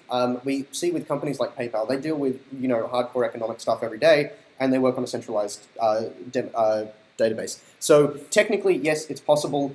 The difference comes between and one of the ways that we've designed this actually is by comparing two different competing Flux systems. So, say for example, we take direct democracy in the Flux system. If you have a party that says, I'm going to do like the same plan but with direct democracy, or you take a system like Flux, then if I'm a community member who has a change they want to push through, Flux is far more useful, and so they'd opt for Flux. So it's more about that sort of usability. In the same way, if you had two Flux parties, one of which was using a centralized database and one of which was going to use a blockchain, then you choose the one with the blockchain because you get better security guarantees, you don't get any, you lose attack vectors, and so realistically it's possible, but the economic sort of consideration will always tend towards the more secure option. Thank you, Max. Okay, the next one is, how will you provide confidence to voters that the Senate will be better than it is now?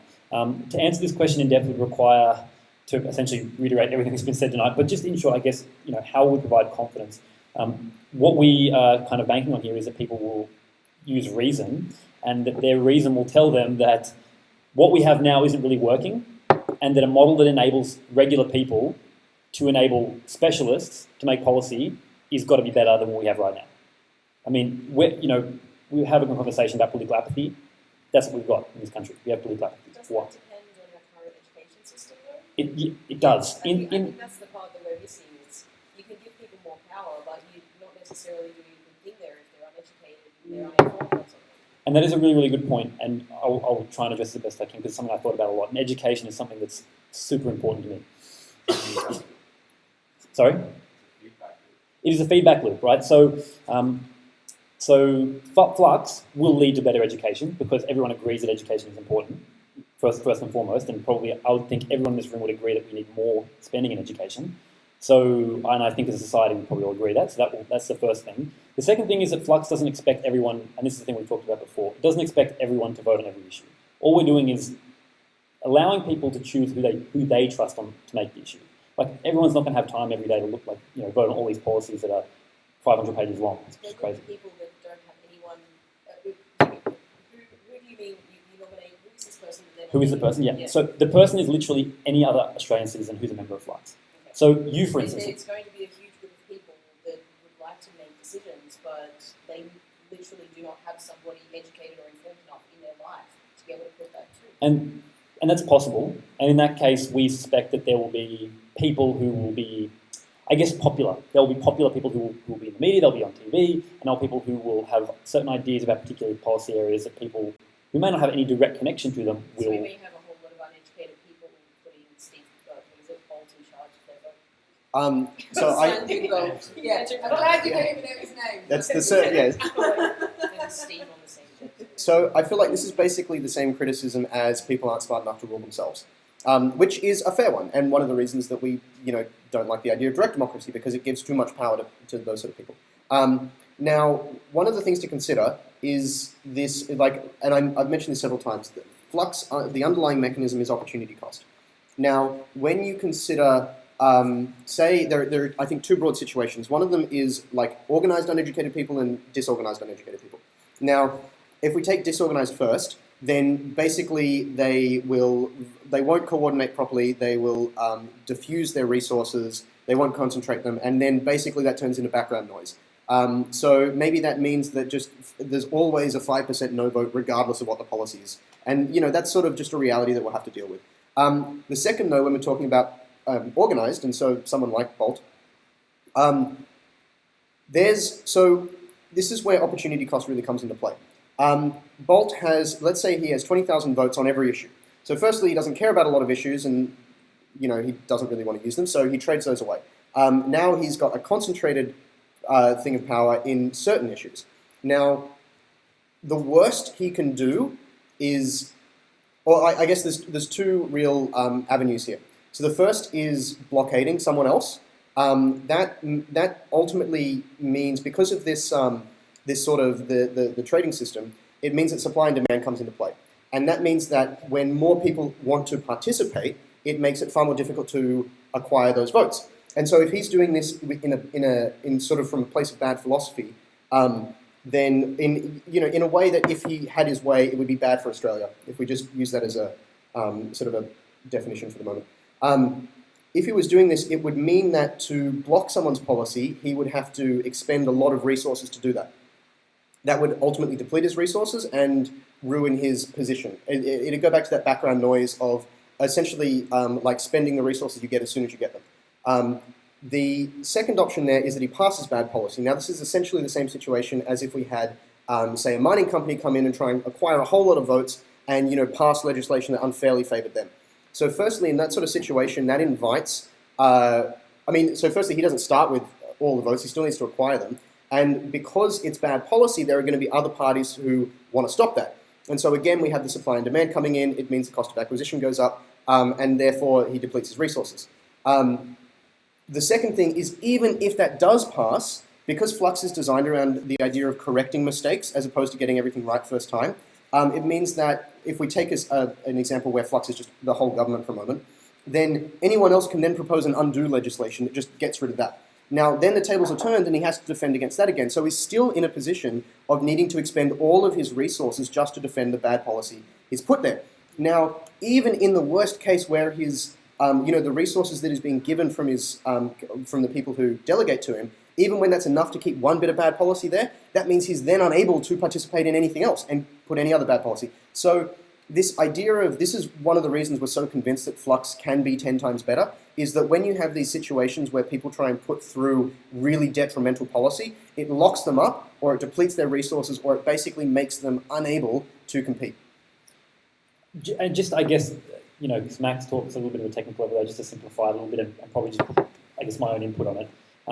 The whole idea here is that, and you probably would have picked it up from what Max is saying, Flux is about making really lousy policy really hard to pass and making really good policy super easy to pass.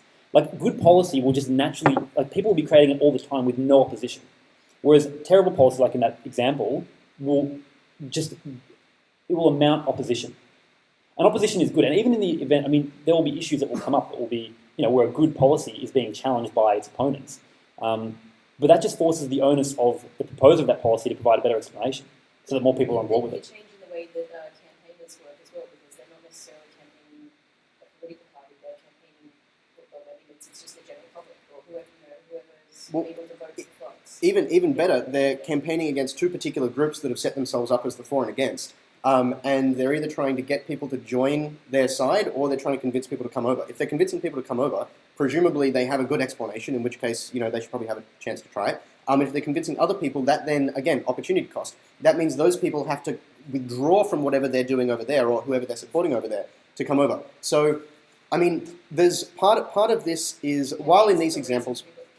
Campaigns give a reason for people to join Flux so they can have more of a say. Yeah. So it would be beneficial for Flux to be working. I mean, you can't have a bias on certain issues, but it kind of, they work together. Yeah. I mean, you touch on it there, the idea that, like, basically we can't necessarily tell which policy is the better policy until we implement it.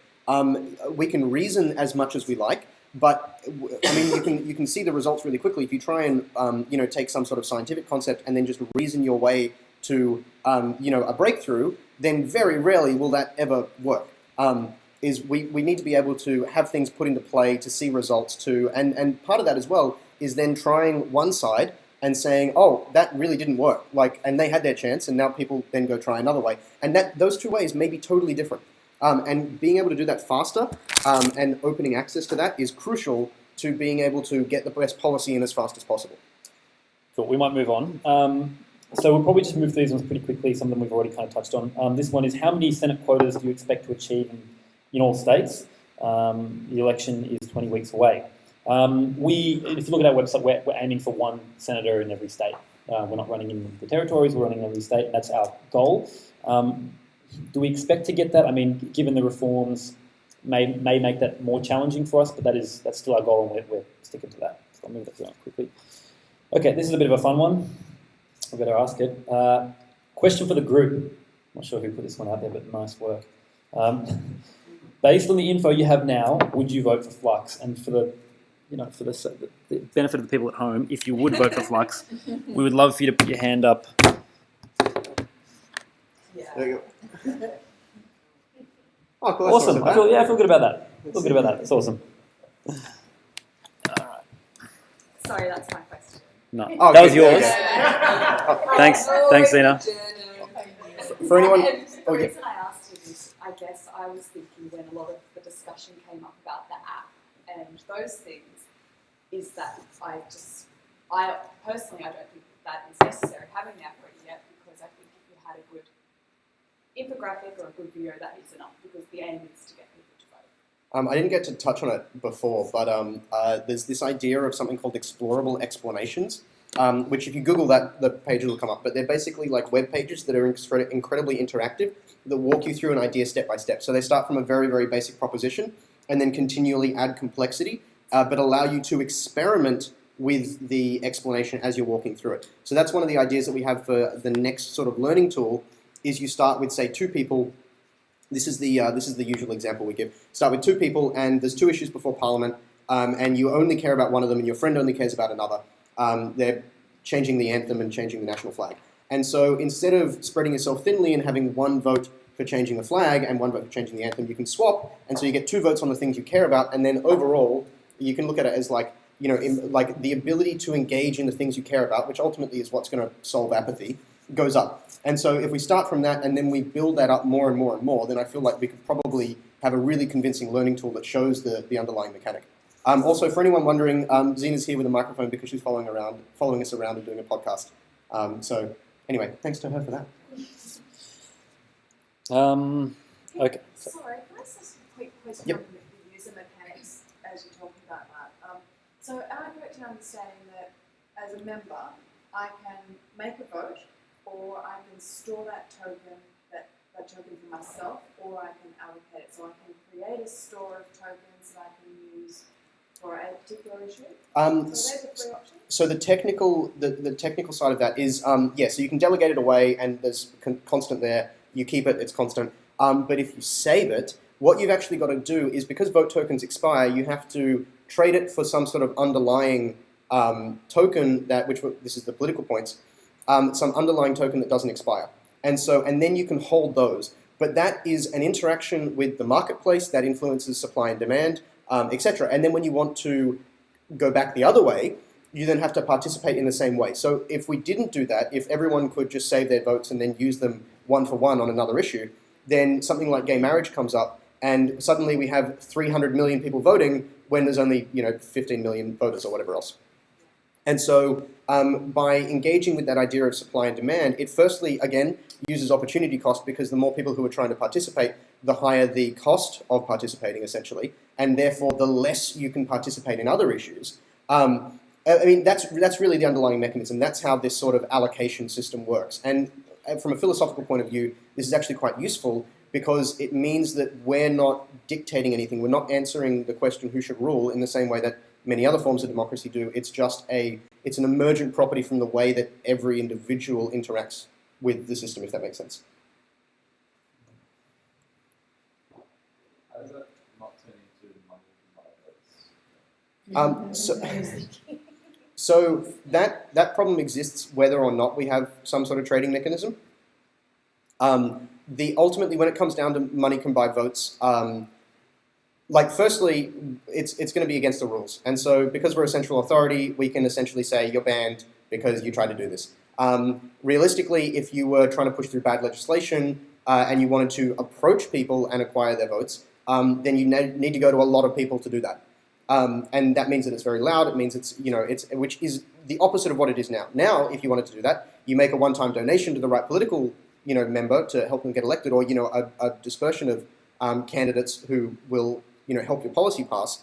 And the alternative is that we sort of socialize that as much as possible. Even in the big, realistically, it's not a situation we can get around. If people go in there, into a dark room, we can't watch. Yeah, just quick. The point is, corruption exists already, right? It exists at every level of government. We know this. It's not a secret, right? Flux is saying that, or the proposition of Flux is that we're making this process out in the open and saying, if you really care about an issue, definitely have your say and focus on that. Trade away the rest of your political capital, but it's all done out in the open. So it's going to make using money as a means to alter politics very difficult, because, as Max said, it will be very, very transparent. It will make it very, very hard, loud, and open. So ultimately, does my user profile say who I've traded my votes with, who I've affiliated with over time? Like I'm wearing my own sponsorship badges? Is not... So secret ballot is possible for individuals. In terms of organizations, when you start taking other people's votes, we feel like that's the point where you should stop being secret. And so for you as an individual person, if you wanted to delegate to various people and everything else, then your privacy is important to us.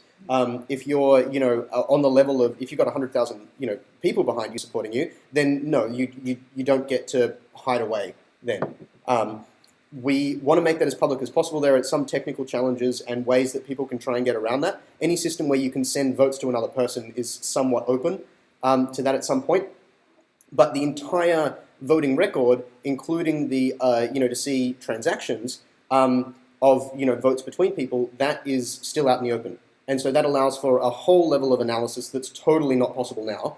And so while that is a problem, I feel like firstly we're in a much better situation, but then secondly we've got a whole big room to innovate that we didn't have before. And so again, we can't solve that problem outright forever, but we can make some big improvements. I think that's a strength of the system, because if I'm giving my vote to Cyro and you think I've got a good opinion, then you can be informed by that as long as there's transparency. I think that's not a weakness, it's a strength. One of the things we'd like to do is it sounds weird to say basically introduce more middlemen, but the idea of, instead of you directly delegating to Cyro, maybe there's someone in a community that you're part of and they're delegating to Cyro. So instead of delegating to Cyro directly, you delegate to them, and then they have 1,000 votes and Cyro has 100,000. But it means that, again, you end up with these sort of chains of delegation insofar as it reduces the amount of work that needs to be done if something bad happens. So say Syra go crazy, then instead of 1,000 people having to redelegate, this one person that you've delegated to can just do that, and then the problem's solved with very, very little work. And so we do want to sort of set up those like tiers of delegation, I guess you could call them, and then that helps.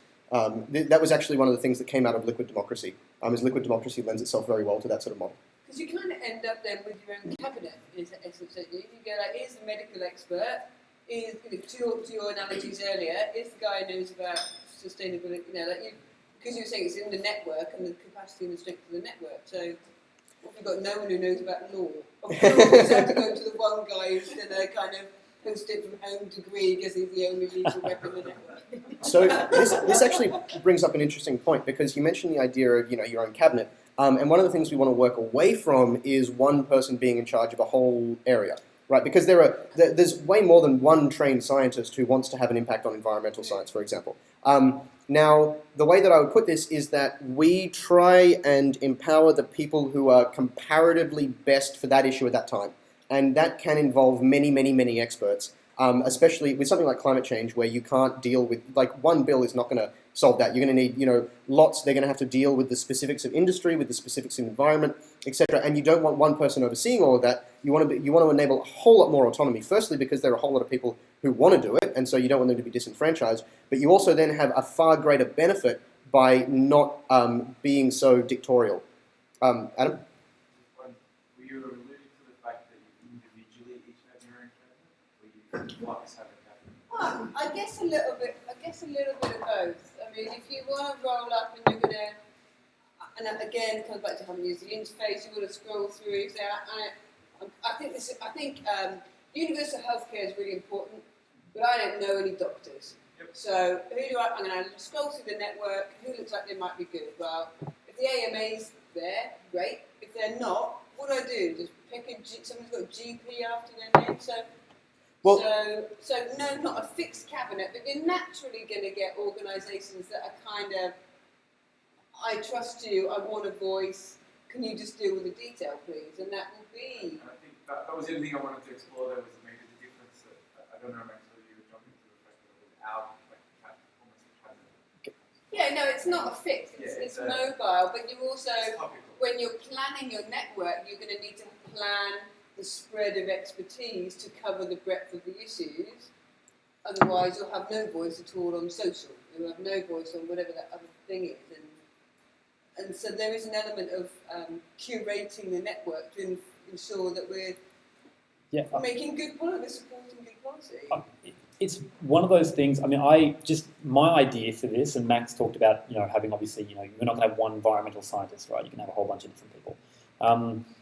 Though one of the things that I expect will happen, of course, is just purely my theory. We're yet to run this, and there are a whole bunch of outcomes that may or may not happen. But one of the things that I suspect will happen is that people who are really, really good at producing really, really good policy will become kind of like the cabinet, in the sense that they will be around for a very long time. Like, you will have other people come and go, and someone will come in who's charismatic and really good and got a lot of good things to say, and they'll contribute to policy. But if they don't have the same, if their ideas aren't as good as someone who's already achieved that level of, I guess, popularity or fame, then, whilst they may contribute, they won't contribute at the same level as that particular person. So, whilst, especially in the short term, there will be a lot of different actors and a lot of different experts, over time, Flux is going to lend itself to having particular people who are particularly skilled at creating good policy in particular areas, kind of becoming like the ministers in a sense. But the difference between our model of doing that and a representative democracy's model of doing it is, right now, it's like, well, let's just elect Liberal or Labor and hope that they put it together right and give the right guy the portfolio. That's madness. This is saying there is someone out there right now who is the best person to make policy in the specific area of this country, or is going to make great policy. Let's create a system that is going to produce them, or rather bring them to the top, enable them to exist. That's the point. And what would the interface be like for the user to profile these experts in the group? Yeah. How does that look? Is it like Facebook? Is it like LinkedIn? Do we rate them? How does this happen? So it really is going to come down to, first of all, I have to preface this with, I firstly really believe that Flux is going to increase political participation. It means people are going to be more interested in politics and care more about who they're giving the vote to. That's the first thing. When that happens, Flux as a system doesn't need to profile these people. Think about how many systems we have to already do that. The mainstream media, Facebook, if we're talking about specific areas, there are journals, magazines, so on and so forth. There are a plethora of ways that people connect with these people or organizations that already exist. So people will connect with those. If you're, environmental science is a good one we often go back to. If you're passionate about environmental science, I guarantee you know someone who you would love to give your vote to. In the same way that if you're passionate about any other policy area, I guarantee you know someone in that sphere that you would want to give your vote to. Well, we need to be able to identify them to allocate our tokens. So they're going to need to be ID'd in some way within the system. Yeah. And they need to know that particular topic, not just I'm a scientist, but do you actually know about biochemistry? Yeah. So or this issue? In a situation like this, if we could phrase the question a different way, how do you have 20,000 experts accessible via one system, and a list doesn't work? That goes out the window pretty quickly. So there are two broad answers. There's search and organic. So you would be able to search through people, and we could build reputation systems on top, and so you'd be able to define the sort of criteria you're looking for, or perhaps other people who like that person. And so it could say, hey, you're friends with all these people, and these are what they like. These are the people we can suggest based on top of that. So that's one way of dealing with it. The second is that we want to be able to allow people at every situation in the outside world as such, whether that's online or otherwise, to be able to take an opportunity to essentially follow someone. If you find someone, if you're browsing through Twitter and there's someone having an environmental debate and you fall on one side of it and you're like, hey, this person, they really, they're great, I want to support them. We want, in that moment, you should be able to be able to find out who they are and give your vote to them. And so these are ongoing challenges. They're going to rely a lot on the environment in which people interact. This is one of the reasons we're so keen on the idea of integrations, is because that enables being exposed to the places where people already engage with those sort of people. And so we don't want to bring that back into the app, because that then puts the burden on us, and it's work that's already being done all over the place. When you think about the ways that things go viral online, we want people to be able to take advantage of those opportunities. And imagine if you got small tips from 100,000 Australians who wrote an article that ended up going viral. That's the sort of thing where we want to be able to empower people in those sort of situations, even though you might not necessarily know the person personally, or you might not know the entirety of their views, but in that moment you can support them. And so that's less of a question that we're trying to answer directly, and we're more to take advantage of the ecosystems that naturally arise around those sort of situations. I think way in the back. Thanks. I just have one comment and one question. I'd like to pledge a grand to you guys. I think I know where you are. I know where you guys are in terms of having 1,000 people questioning and they do this, mostly do. So I'd like to do that. My question is it tax deductible? So I'm pretty sure at this stage any donations to political parties under certain amounts or whatever else is tax deductible, maybe even over amounts. Anyway, we need to get the CLG or CGL, whichever it is, set up, and then we can register a bank account and do all the other stuff, and actually start accepting donations. So when we do that, I will be sure to send the details through to you. Good work. Cheers. So I was just going to ask, you guys have come up with a bunch of rules in terms of, you can save your votes, you can create your votes, you can go to the marketplace, and do stuff like that. Some of these rules are going to be put into the app. Mm-hmm. What happens, I guess you leave given to the members. And it's open source, so anyone can actually see what the hell's going on. So yep. But then, who controls the changes to the rules, and how do you manage that going forward?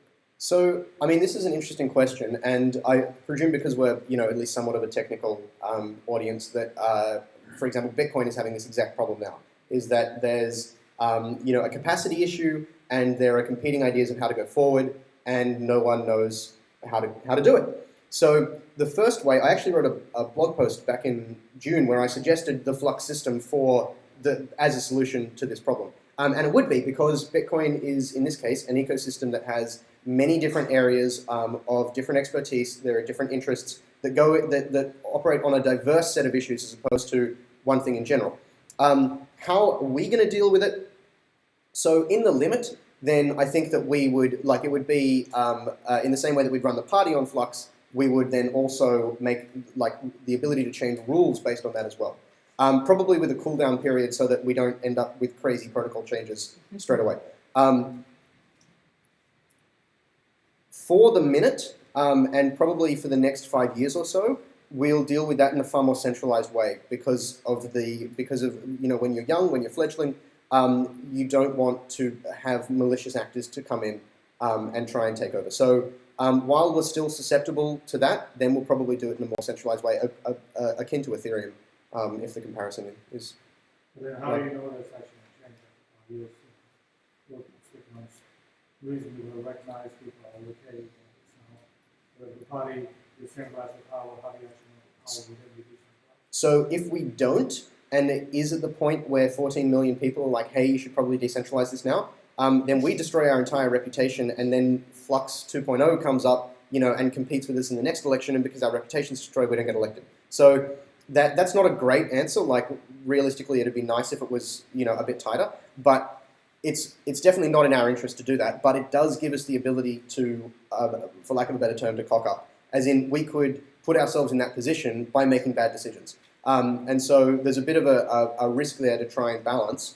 But ultimately, if Flux proves itself to be successful, then the value is in the system, not necessarily in our system, if that makes sense, as in the architecture. And while there is a burden to move from one system to another, network effect and whatever else, while there's a burden of that, ultimately there's no real technical reason that can't happen, and maybe it takes 5 years for the entire world to transition off, but I feel like that's basically how it would play out. So, just to build on that, I would actually imagine it would work quite well, because you've not escaped democracy completely.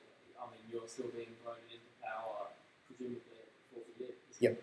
Well, if you actually had other parties who perhaps would come up with a different philosophy about how votes should be able to be traded and distributed, so then you have an entire democratic system where it's focused around voting every 4 years for the party who they believe has the best rules, and that way you get that sense of competition that forces both the parties to adjust and adapt their own set of rules to make sure that they best suit the needs of their constituents.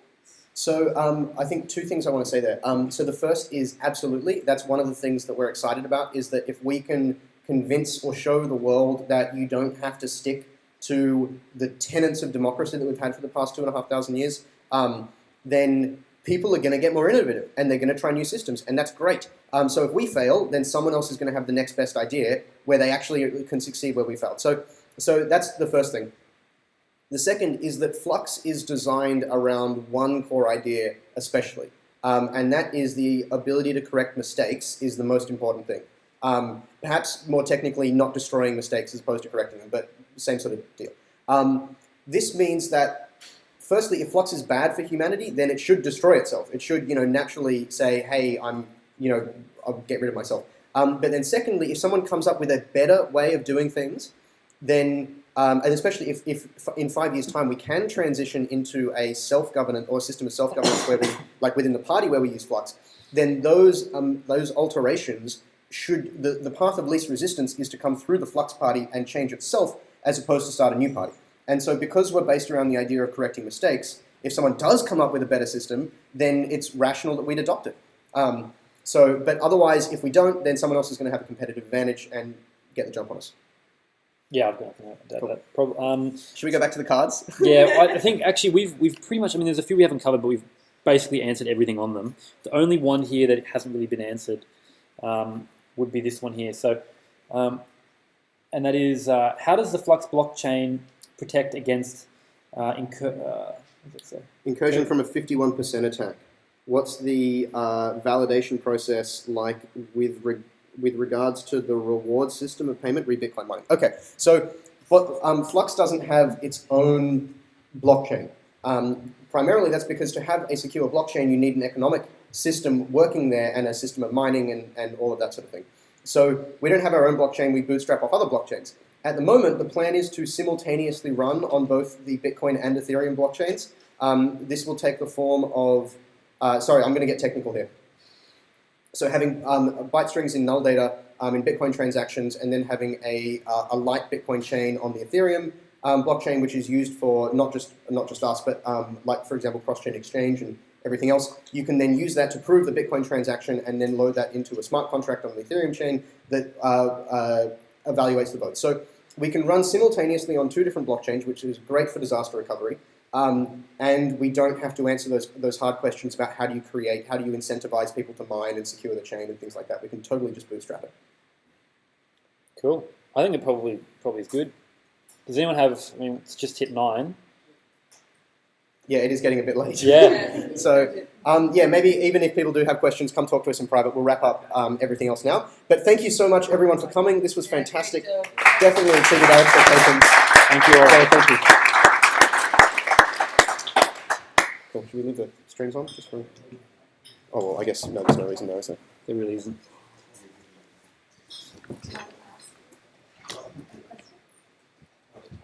Okay.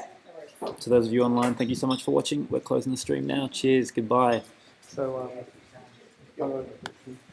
just all right. Trying to vision it. That's also obviously up, then gets filed and stored, and we can. Is it later? Yeah, totally.